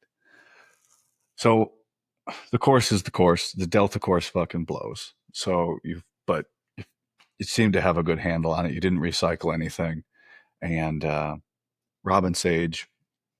I just learned recently that not everybody passes Robin Sage. Um, like our lane, we had a good team. Everybody went through, no issues. But I was just working down in North Carolina. I talked to some people that run support, Hmm. and they see 6 lanes a year, and every year for the last 10 years or whatever. And he goes, I've seen whole teams relieved. That was my class too. We had an entire team relieved because of incident towards the end. It's part of the scenario on some of the lanes where the G's are a little bit more abrasive towards you. And for some reason their team leader decided that they were going to try and sneak out instead of uh, you know end it with them the right way, and they got caught up, and then they ended up killing the G's, and Is that the one that killed the G's? Okay. Yeah. the whole team got relieved. That's so it's true. We have substantiating information. So you heard it here first. There in Robin Sage, entire lanes have been relieved before. That's fucked up. I think the only guy that didn't pass for my team that got recycled was one of the captains, and I won't say a name, but he was straight garbage. So Um, I was just messaging, well, not just a couple months ago, with our platoon sergeant or whatever he was for our lane. Right, he was a 7, and then there was a big gap, and it was me, like senior specialist, and then everybody else was pretty much an X-ray, and um, I messaged. He sent me the picture from at the end of Sage. I was like, oh man, I didn't have this. Or no, one of the other guys sent it to me, and I didn't have this. I sent it to my buddy. I said, hey, where's our? Did we have any captains in our lane? And he starts telling me, he's like, no, remember they all got relieved for some fucking Quizlet scandal or some yeah, shit like that. They were putting answers up on Quizlet yeah. from the captain's career course or something like that, and they all got pulled, and we never saw them again. It's like that's right. Fuck them. I think you lucked out. We had three Yeah. captains on my lane, and one of those three was worth a shit, and that was General Sontag's son. Ooh, ooh. He was actually really pretty phenomenal as a team leader. The other two caused like massive casualties on some of our missions, and one of them made a call that uh, after he screwed up on the X, then they had them truck us straight back to the G base, and then of course we got blown out that night and had a nice little 14 click movement through the middle of the night to one of the old shut down camps, and they made us suffer there for a few days before they brought us back to our original G camp. There's a there's a shitty contingency for every failure. I experiences vary again, right? I didn't have any real memorable time in Sage that even talking about this like with other people, I'm trying to drum up what did I do in Sage, and I've come up with nothing. Like I got into the G camp and I never left. I think I went out and hit some railroad tracks, but I'm not sure if that was the Charlie course memory or if that was Sage, and Sounds I can't familiar. pick them apart yet. Huh? It sounds familiar. I know our Charlies had to go out for railroad tracks and I think a bridge or something like that. Well, I know we did some in the Charlie course bridges, and that was a blast. Like I remember. Yeah, no, it wasn't the Charlie course. Okay, so the only time I left the G camp in Robin Sage was to go hit some unprotected railroad tracks, blow out a switch or something like that. And the cadre was not a Charlie, and he's like, "Yep, looks good." Fucking, it was cold, and he didn't want to be out there, and he's like, "Good, let's get out of here." And he didn't let me leave the camp again after that. Yeah. I just built a shitter. I built an extension on the hut. I built a pen for the hog, rest in peace, and did some just carpentry, and then just made some like trinkets and things like that. But yeah, he's like, other people need to get training, and you're fine. I was like, but I want to do something. Yeah. You know, they're all coming back with cool stories about freaking out civilians and shit in the training and popping out with a saw and like people are running like real, like they think it's real and shit like that. I was like, I want to have a story like that. But yeah, so at least we got the picture Yeah. and things like that. But I uh, think I probably remember every single step I took in Sage just because that fractured ankle happened before Robin Sage, and instead of like we x-rayed it at the schoolhouse during the Delta course. Like I didn't even go to the med shed. We used the barn x-ray machine and was like, oh, it's just a little avulsion fracture, no big deal. We'll just tape it up. And so every step I took in Robin Sage, I was wide awake just because that ankle. Luckily, I didn't end up on a jump lane, and my lane they had a super long infill, but I was sent out on Advon, and we were like smuggled in. The furthest I had to walk was like half a click or whatever. So it was I got so fucking lucky because I would have been dropped if I had to walk. there's a guy on one of the SF Facebook pages every year. He It's like a memorial post, you know, uh, whatever the date is. He just did it. So we'll just call it May 1st, 2020 is the last time any student jumped into Robin Sage. And then there's all the old dudes jump in the comments and go, "This is bullshit." You know, back in my day and all this other shit. But I don't know, jump pay. There's so many injuries on jumps. Mm-hmm. Even a daytime clear sky, no wind jump, somebody fucking breaks their leg. Yeah, and this was like And I was so shocked that they decided to do this jump when they did because it was you finished the Delta MOS phase on like a Thursday.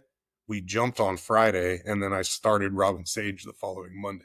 So it was like there was no fucking time whatsoever.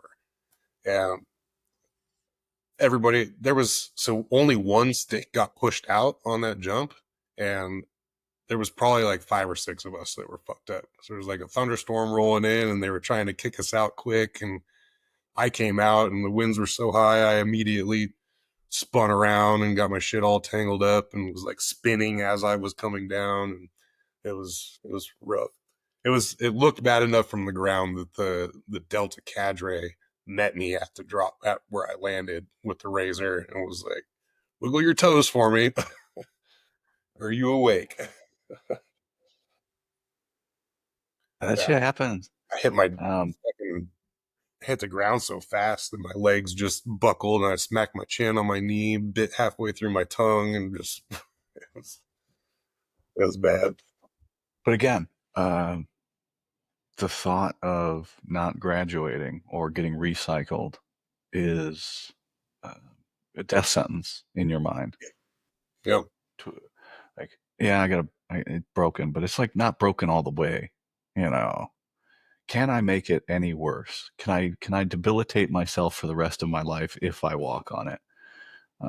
Okay, yeah, yes, I can. Okay, how bad are we talking here? Like permanently disfigured? Or these are real conversations that you have with yourself. Um, and but like we'd have those completely disregard.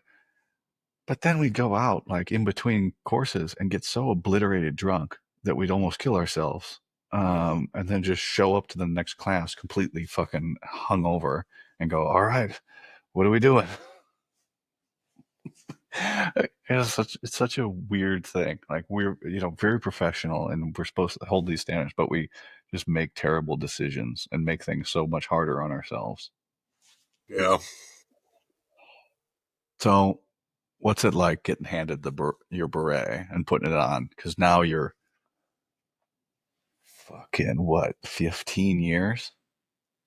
Showed up to group at 14 years, I think.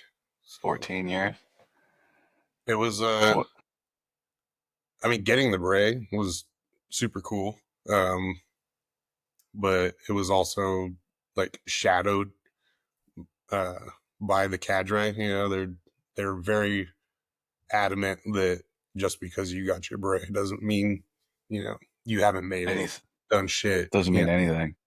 and we still when I graduated, you graduated before you went to language school. They gave you your beret, so I was still there for another 8 months after I got my beret, and they would just fuck you up constantly. Really? Just to remind you that you weren't shit. It was a class like I want to say it was like two classes before me. A bunch of the cadre got relieved because they were having guys. They made the whole class shave their heads and they smoked them in the parking lot in July, and guys got like second-degree burns on their hands and shit. And they made them do a unknown distance run with no water points along the way, and guys were just dropping like flies. And it was Post Sage? yeah, yeah. Yeah, see, it's shit like that. Uh, that's why you're wearing a uniform back at group. That's why all there's good order and discipline are being brought back because of shit like that. Um, and like, what goes through the cadre's mind to do that, right? Because I'm not saying it didn't happen to me. I had none of these experiences that these people talk that people come in here and talk about bad experiences. None, not one. I got smoked twice in my life in the army, and they were both log and rifle PT, and nothing was even close that I didn't physically do to myself.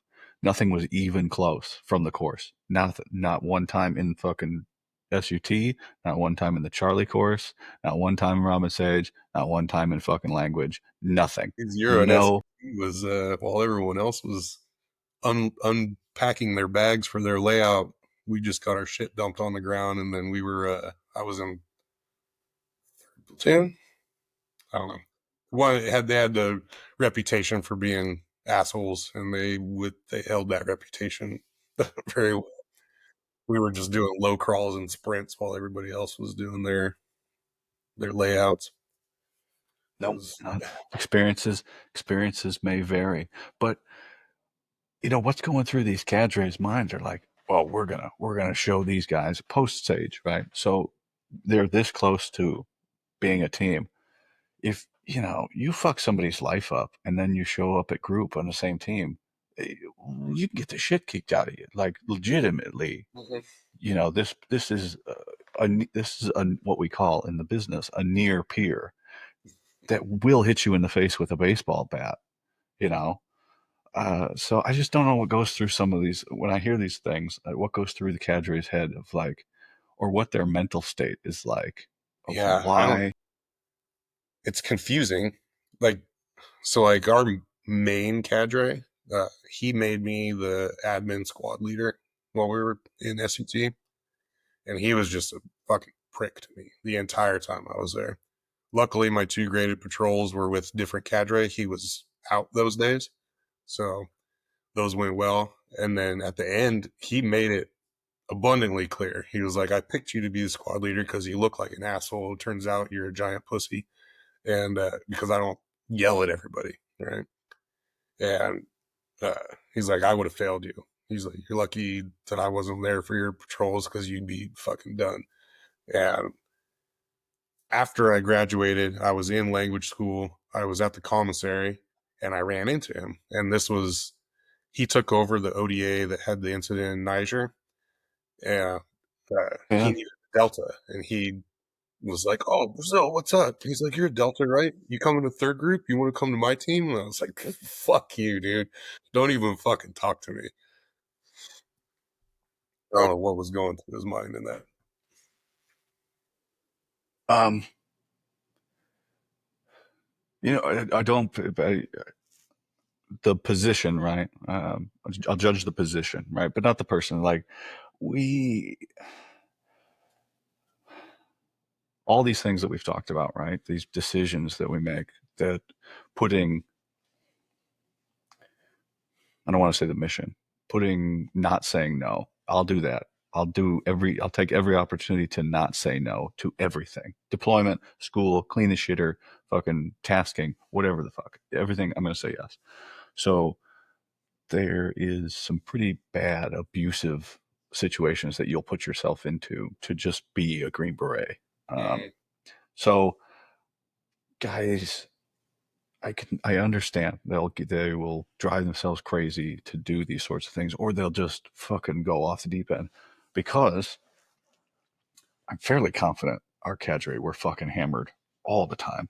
Like, um, when I mean, yeah, I think so because I know if I was me from in 2016 or 17, 18, and I was a cadre, I'd have been self-medicating hardcore like I was, but I was bouncing around in Korea, having fun, hanging out, really little supervision stuff, but being by the flagpole, stressed out, not wanting to be there, wanting to be on a team, because it's still deployments all the time. People going all the time. Your friends are going. There's sport. There's training. There's schools. There's all this shit. From 2005 to 2020, nobody wanted to be there. They wanted to be on an ODA. Like, now, not saying anybody wants to be on at the schoolhouse to begin with, but there's benefits to it. Career broadening. You can learn stuff and better for promotion and things like that. But I think nobody wanted to they be there. made a really good effort to send quality people to the school too. That was like a big push a few years ago because historically it's usually the guys that end up on that list, like it's the shitheads that nobody wants on a team get sent back to SWIC. And within the last few years, they've made it clear. We were told we had like a little all call deal with the commander from SWIC and the CSM from SWIC, and basically they said we don't want your number one guy, but at least give us your number three. And I think that they've kind of started to right the ship over there with people who they're choosing to go over there and be cadre. Hmm. Seems that way to me. Yeah. Cause and effect, right? That's kind of what we started with this whole time, this whole sitting and talking. What happened to make the leaders make this decision? And are they making decisions knowing all the information? And yeah, you would run into cadre and you're like, I know why you're here. Yeah. Um, and no, I'm not going to judge. I'm specialist ward. I'm here just to get mine, but you're a fucking piece of shit. I think being there as an E6, I was a little bit more judgmental I bet than you were. I bet you were. I didn't have any, and I still don't. But but still, the ratio of shitheads to great guys, it's flipped from the regular army. Like, yeah, it's still like we have an overwhelming amount of studs. Like, even the guys that are shitty, that like they're still stud. Like, they yeah, still go out and fucking rock a PT test, score a 300, smoking a Winston, yeah, and still drunk from the night before, and then they'll fail a drug test or yeah. something. But so it's a give and take. Some not so good people in group, so many great people in group, so many great people that I've met, and um, but now uh, it seems like everybody's getting sober. You know, uh, I am. A lot of the people I have on here just don't drink anymore. Can't drink, either can't drink or don't drink anymore. Um, Took and a year off it's last year did you?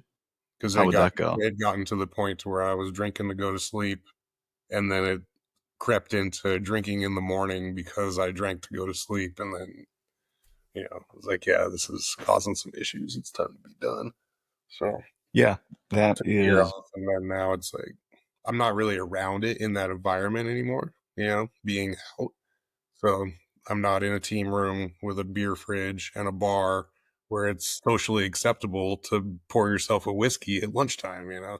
So I think we're being away from that temptation has helped out quite a bit. So now I'm able to, have a beer with dinner, and that's that. I don't need to have a whole fucking 30 rack. That's the first step towards dying of alcohol is now you're drinking in the morning. That's right where it like there's a fork in the road right there, and we're going towards death here. Yep. Is drinking right before you sleep and then drinking when you get up. And yeah, I don't. There's a fucking lot of bourbon on that wall up there. Some really good shit. And on any of my listeners, you stop by the house, I'll buy you a drink. I got great prices. Uh, um, you never have to pay your tab, and you can come have whatever you want. Well, some of those you can't open; those are an investment. But yeah, yeah, I can't drink anymore. I really liked drinking, and then it became so destructive on Mm. me and everybody I knew. Um, and yeah, it's for the best now. I dumped all that into the gym. I'm a fucking psycho when it comes to that, the fitness and stuff now. But yeah, it's just weird, man. But like cause and effect, like the stress of that we've put on group, and now group's changing. Um, we see with the newer guys coming out, like the newer guys really don't drink as much as we did. The drinking culture is going away. Mhm. Um, there's a social aspect to that. Say again. I think it's good for it, honestly. I mean, it is nice to get back from the range and, sit down and drink a beer while you're cleaning your rifle. But if you can keep it at that, that's cool. But in my experience, it doesn't stay that way. There was probably four of us from my last ODA. We would come back and, just crush beers, and then then we're all driving home. So it's like it's Yeah, man. You such a uh, it's once you kind stop of drinking here in a, Wisconsin, yeah, I start realizing like everybody's fucking hammered. Everybody out here driving around in Wisconsin is hammered all the time. yep. If it's close to the end of the day, everybody's drinking because all these bars, these people, there's so many bars here in Wisconsin. They're all leaving the bars and they're going and driving. They ain't getting fucking Ubers out here in the country. And I'm not in the country, but the country's not far from here. So, um, yeah. So the same way, but you're right.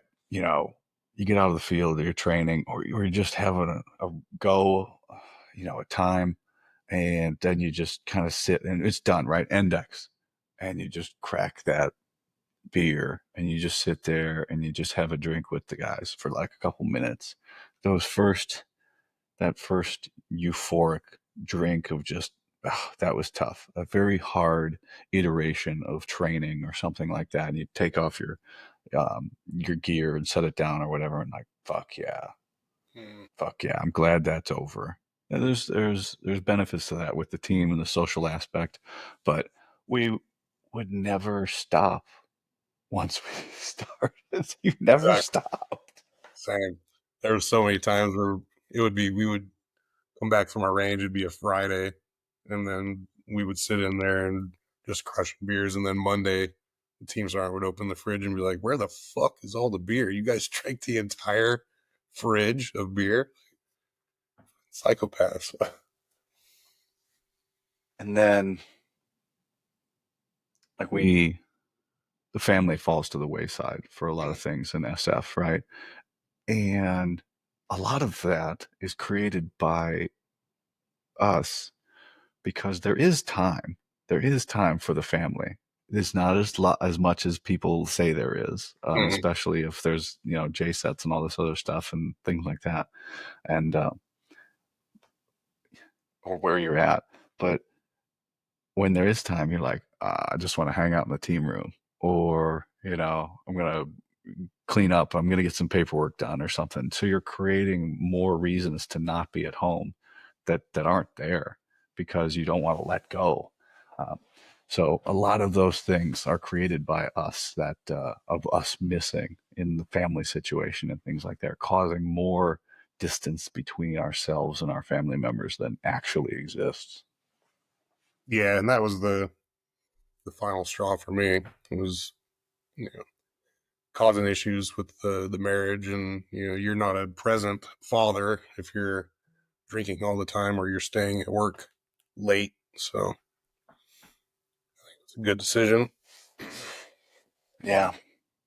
Well, what do you think about like he got there so late? Like, do you think about that? Like, man, I wish I would have just got there sooner. Yeah, all the time. I had a really hard time initially just with the thought of retiring, uh, just because I felt like I hadn't done anything. So had like a real severe case of imposter syndrome. Then also some FOMO in there, like if I get out, what if I miss out on, whatever's next. So, Oh, you said you're medically retired? yep, yep, Oh, me too. So we're fucked. But for regular, if you're regular retired or you're regular ETS, the guard will always take you. you know, Uh, you know, God, there's even, I used to say there's a waiver for everything. Fuck, there's dudes mid 40s getting in the guard. yeah, Um, so that's always, I looked into it, but the path was filled with sadness and regret if I did take it.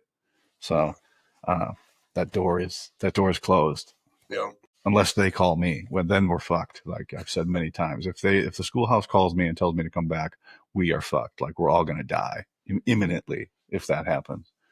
But no, I get what you're saying, man. Like I did 8 years, 3 years in group, like 3 years trying to get there, or in getting there, or in the course and all that shit, and then basic training. Like I never was sitting still. I was always trying to get to group, and then once I got to group, it was over. B team. I wasn't where I'm at now, like mentally, like hmm clear headspace, like just so bummed out about it, and like because you see all your buddies doing all this cool shit. Like I want to go do that cool shit. I want to do that. I want to go here. I want to go there. And then there's just not enough time. And for me, I didn't know time was running out. Like you've got a clock and you're like, fuck, time's running out, man. And things are winding down. You shouldn't regret it. Like you shouldn't. Do you regret anything though? Because you definitely shouldn't. Like you got there, you did everything your country asked you to do. yeah. No, I don't regret anything because the reason that I got there so late is because of my daughter's situation. So like, there's nothing I could have done to make it there any sooner, unless just not having the knowledge for the first few years I was in the army, about how it worked, just because there was no, like I said, there was no recruiter presence at Hood that I ever saw. So, That's crazy to me. And I'm trying to remember because I thought the recruiter that came to see us at SIL was Kansas and Leavenworth. So Fort Riley and then Leavenworth and then us. But maybe he was supposed to, maybe he had Hood too. Because we were, I went and I went and saw the recruiter in 11. So kind of the same ish time frame. But if that's the case, if he was going around, because we would only see him once a month, and it was for 2 days, every once a month, and they yeah. weren't stationed there. So Um, we had there is a recruiting station on Hood. They there is a just, full. it was just super lazy. Uh, Okay, you so get the to wrong see person was there. firsthand after you get selected. They let you work uh, at the recruiting station, running the PT program in the morning and putting out their brochures, and they'll take you to the briefings for the units and use you as a show pony. Like, look at these guys that just came back from selection. But uh, yeah, the culture before that they had, whatever it was not working, because there wasn't even like the little signs that you see when you come on base for RSOF, with the phone number for the recruiter. So Man, well, man, it all changes, and none of it goes by. And again, you can have somebody there that doesn't want to be there and doesn't want to do their job, and then nobody's supervising them. Mhm. Um, and so they just fall by the wayside, and they just that's just how it is. It affects people, and it only comes out later when you're on a podcast for lesser known operators talking about your experience. But that's okay. That's fucking okay. Now and now, then it's time for somebody else to figure it out. Figure it Yeah. out what the next direction is forward, and whatever that may be.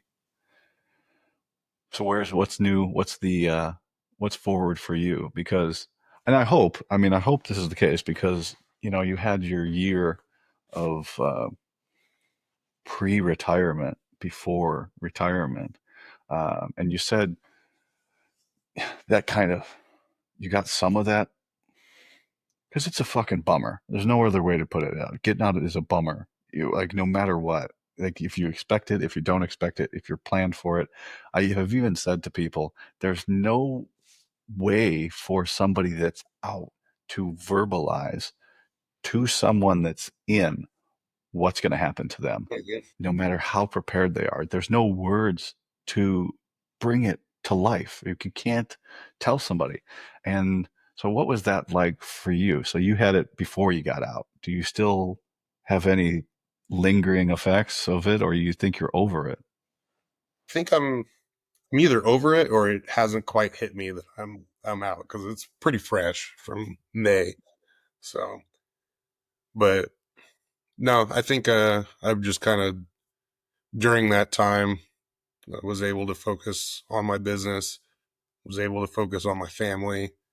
Um, I've had the opportunity to coach my daughter's high school fast pitch team this year, and that was probably the coolest thing I've done in my life. Like that was like the most connection I've ever had with my own kid, just because of the way it was with the military. So I think I just keep all of that in mind, and I don't really miss it too much. I kind of had a little bit of a streak there where I was like trying to scratch the itch by maybe getting into law enforcement or something like that. But then that kind of wore off. Well, like I said, there's deltas. All you got to do is put your hand up, and somebody will be saying, "Hey, I got some work for you." Yeah. So it's always there. Most of the Uh, stuff I see though for deltas, it's they require a paramedic's license now. So you didn't get one? no, no. When I went through SOCM, it was you got your EMT basic, and that was all you came out of the course with as far as like civilian credentials. Um, they have a recently within the last couple of years they started a program there where you could go there for a refresher and then stick around and do your paramedic's license. I never had the opportunity to do that. So the the new deltas come out of the course as a paramedic with a freaking bachelor's degree. Yeah, I've heard. But then you guys are sitting on you can't get TDY money to go refresh. Yeah. Yes. So where do you think group's going? For better, or do you think what do you think it's going to go back to how it was in the 80s, 90s, or some new variation of this future of warfare? Uh, not really sure. I think it's probably going to be a mix of it for a while, depending on money, I guess.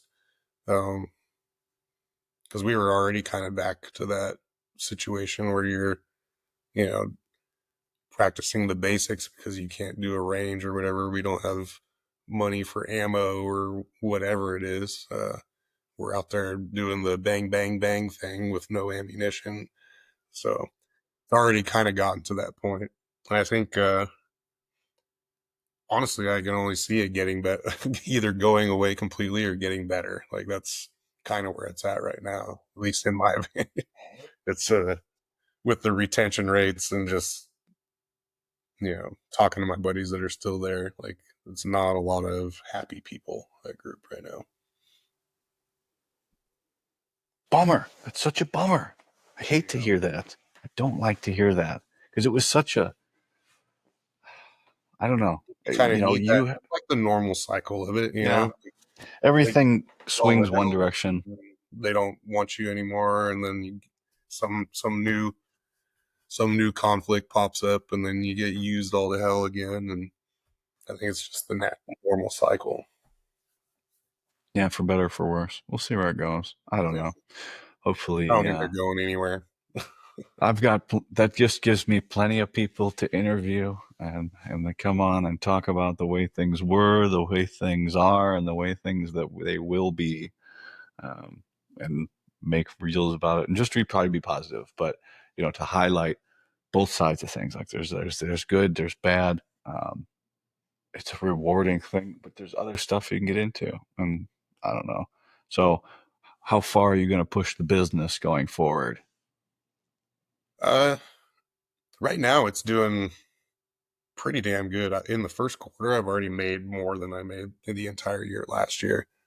Um, so the deal is, I told my wife we'll give it till the end of the year, and if we can live as comfortably as I was when I was in the army, then I'll just keep doing this and then work on expanding it.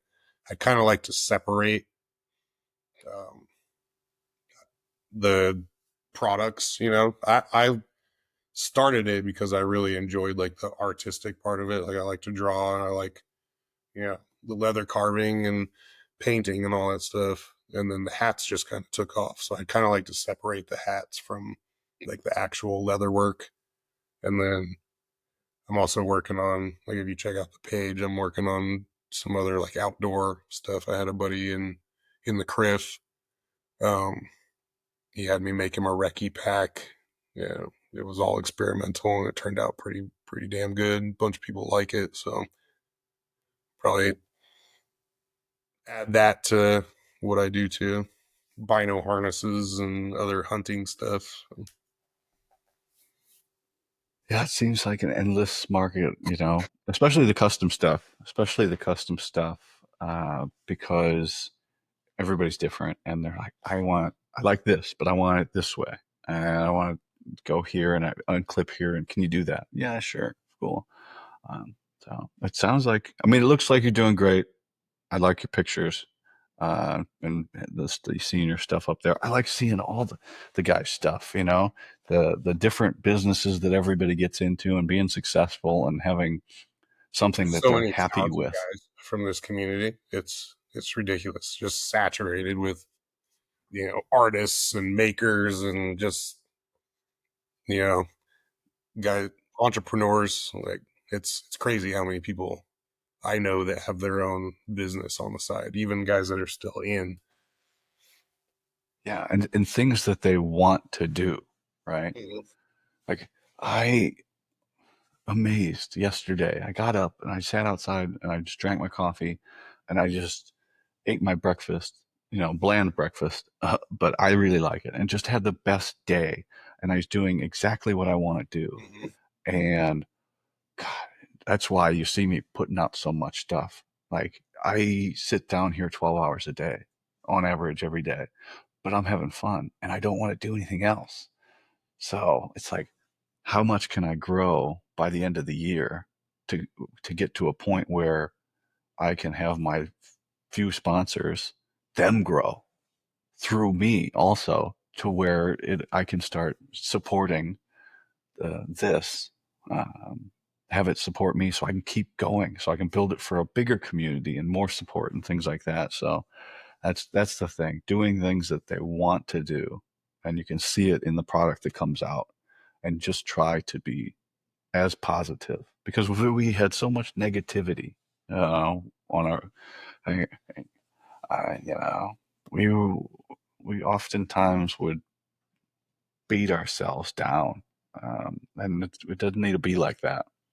Um, and just try and work together to have a better special operations community, and just ignore all the bullshit. Like, it looks like you're doing that, and a lot of the other guys are doing it. I'm really just so proud of most of the people that I'm meeting and what everybody's putting out. Yeah, there's a lot of people doing a lot of cool stuff. All right, man. I think I you're on a got pretty good trajectory with this podcast. The amount of content that you put out, I mean, just based off of my experience working with Instagram and trying to figure out how to get engagement and followers and stuff. And I think you're right on track for what you're It's doing. it's totally made up I from think we're all just making shit up as we go along. no, but like from what other people are telling me, and that's the other thing. Like the guys that are, I'm I'm taking pieces of people's profile, like their plan or whatever, but I get four. I have four avenues right now, and the fifth I'm working on, but that I can make content for. I got the show, which I have to do an episode to upload so I can do the content reels on Instagram. And then the fitness, that's all on me. That's fun, like easy, but it's constant training. I have to be getting stronger. I have to be doing new things. And then the funny stuff, I've got my ways of making that. Sometimes it's just blatant stealing other people's things and changing that. But sometimes I come up with original stuff and whatever. But I don't watch TV, so I got to look and get content there. And then like if I see something, give my opinion or just me talking the solo stuff, and people seem to like that there. But it's figuring it out. But I want to be helpful towards everybody and come to me and we can talk and bullshit and talk about your business and how you're doing and things like that. And I don't know, I'm having fun and I hope it keeps on going and we'll see. Yeah, I don't know. But just also to show like from nothing. If you want Mhm. to go do something, you just go do it. You're not going to regret, just going and do it. When you wanted to be a Green Beret, you went and fucking did it, you know? Yeah. I think yeah, like you said, you're not going to regret trying, even if it fails, if you never tried it later on in Yeah. life, what you're going to think about is what if, Yeah. I, you know, going to, like people go to combat and their friends don't come back or, you know, near death experiences. Like, oftentimes you don't get another chance. And then finally one day you're not going to get another chance Mhm. or you'll be too old to be enabled to enact change. The army tried to kill me as a private, like fucking tried to kill me in the hospital with misdiagnosis right before selection the first time. They fucking almost succeeded and came back. And then I tried to fucking drink myself to death Yeah. after that because I didn't appreciate it. And like that's what it is. Like going forward, the more of us that do better and will be open about it and show, hey, we're doing better. We turn these things around. Maybe it'll catch on. Maybe it'll be an inspiration to other guys that you know. There's Nick up there doing that thing. I gotta get my shit together. Um, and it's just like we're just normal people. Give us a ring, reach out and talk to us, and we'll help you through the tough time. I know other people helped me through the tough time, so I got to pay it forward a little bit. I got 5 questions here for you, man. And then I'll cut you loose. All right. What's your response to thank you for your service? Ooh, usually it's I just thank them back. It's always, even after over 20 years in the army, it's always just super awkward for me. 'Cause, Really? Still? yeah, even still, I don't know why, but I don't know. We've lived out in this little town that we live by for probably 6 years now, and people are just now finding out that I was in the military. Like that's just, I don't know. I just don't like the attention, I guess. I don't know. The fact that I'm on podcasts, like this is the second podcast I've been on, is like way outside of my personality. Not to rile you up, but there's hundreds of people that are going to see this. But yeah, If you would have done an early episode, there might have been tens of people, but now it's in the hundreds. We're creeping on we're creeping on to the thousands, so we're getting there. All right, man. What's the one characteristic that sets operators apart from the conventional forces? uh, So I always tell, like, whenever we work with like the conventional infantry guys and stuff, we use them for training. I always tell them there, there's really no difference between us other than like guys in group. We're all just regular dudes who are just better at dealing with shitty situations, I guess. Um, like if you can learn to be adaptive and things like that, and I think I think that's like our strongest thing, adaptability and just the What is, ability to just suck. I mean, yeah, and just, I, you know, a lot of guys say the thing a lot of different ways, but I think it's just really, it's the mental game. Like, there's people, a lot of people out there, you can physically get your body to a point. And I really think most people can get to a point of a very high level of fitness, overall fitness with enough training. And that doesn't take that next level of the mental game. But Mhm. man, to really do these things when you don't want to, that's that's the hardest part. Um, that's why I debate. I don't debate. I support the guys that have them, but I do debate these prep programs of SF and stuff like that. I go, from my point of view, it's in your head. Most of that success is in your head. It is you telling yourself you can't do it or you can do it. But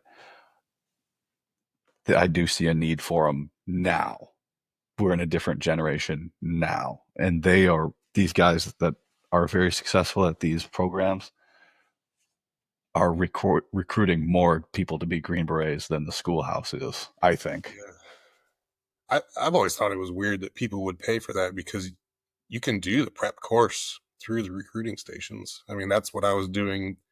Granted, it's only designed for you to be doing it for about 2 months or so, and it took me the better part of a year to get off the selection, but Yeah. it was phenomenal for me.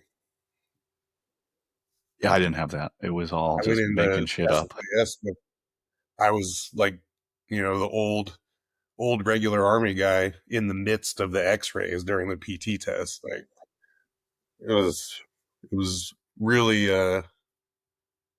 felt really good to show up there and be like at the top, the whole time.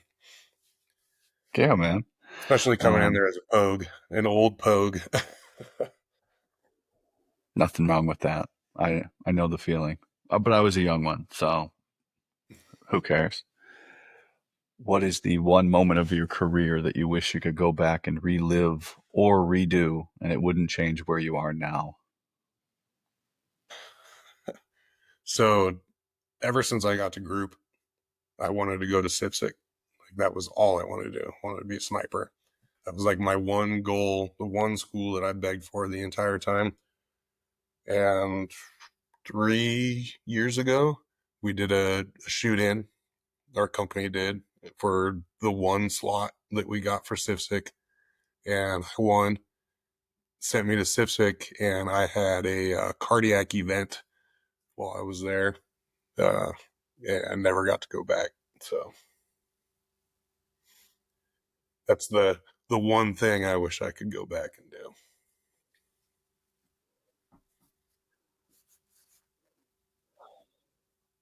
We could probably hook you up with some uh some civilian side though. Oh yeah, yeah. I've GBs. got plenty of friends that are snipers that I shoot with and stuff, but Yeah. something about just having the school and the earning that moniker. No, I get it. I get it. Yeah.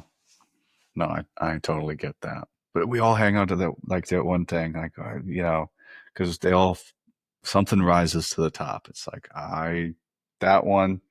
But then, if you would have got it, would it be in the same category? Because then something else, everything gets replaced with something else. It's a perspective, right?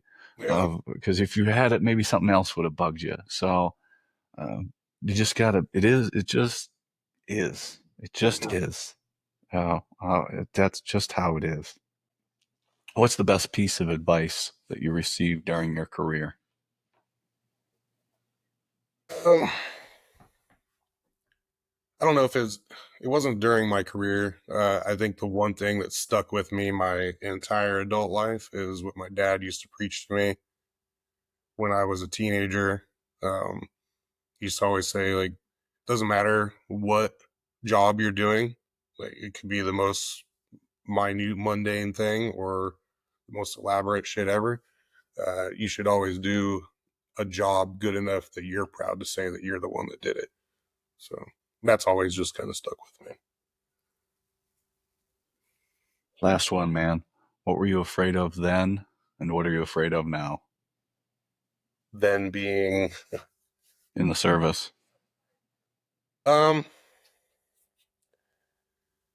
I don't know, when I was in, probably um, getting out was probably the biggest fear. Um, and then after I got out, uh, I guess just the unknown, financial stability for the family and stuff like that. But so far, so good. So try not to dwell on that stuff too much. No, just do the best we can every day, and hopefully it'll work out. How can everybody find you on the socials if they so choose? You can find me on Instagram at the Hyde LLC underscore between all three of them. And my website is thehydellc.com. And then I'm also on Facebook as the Hyde LLC, but I don't really, all I get is spam shit on there. So if all you have is Facebook, you can check my stuff out on Facebook, but I Check it don't out. tend to interact with it very much. All right, brother. Well, I will have links to your socials in the show description. You got anything for me? I appreciate you, man. Thanks for coming on.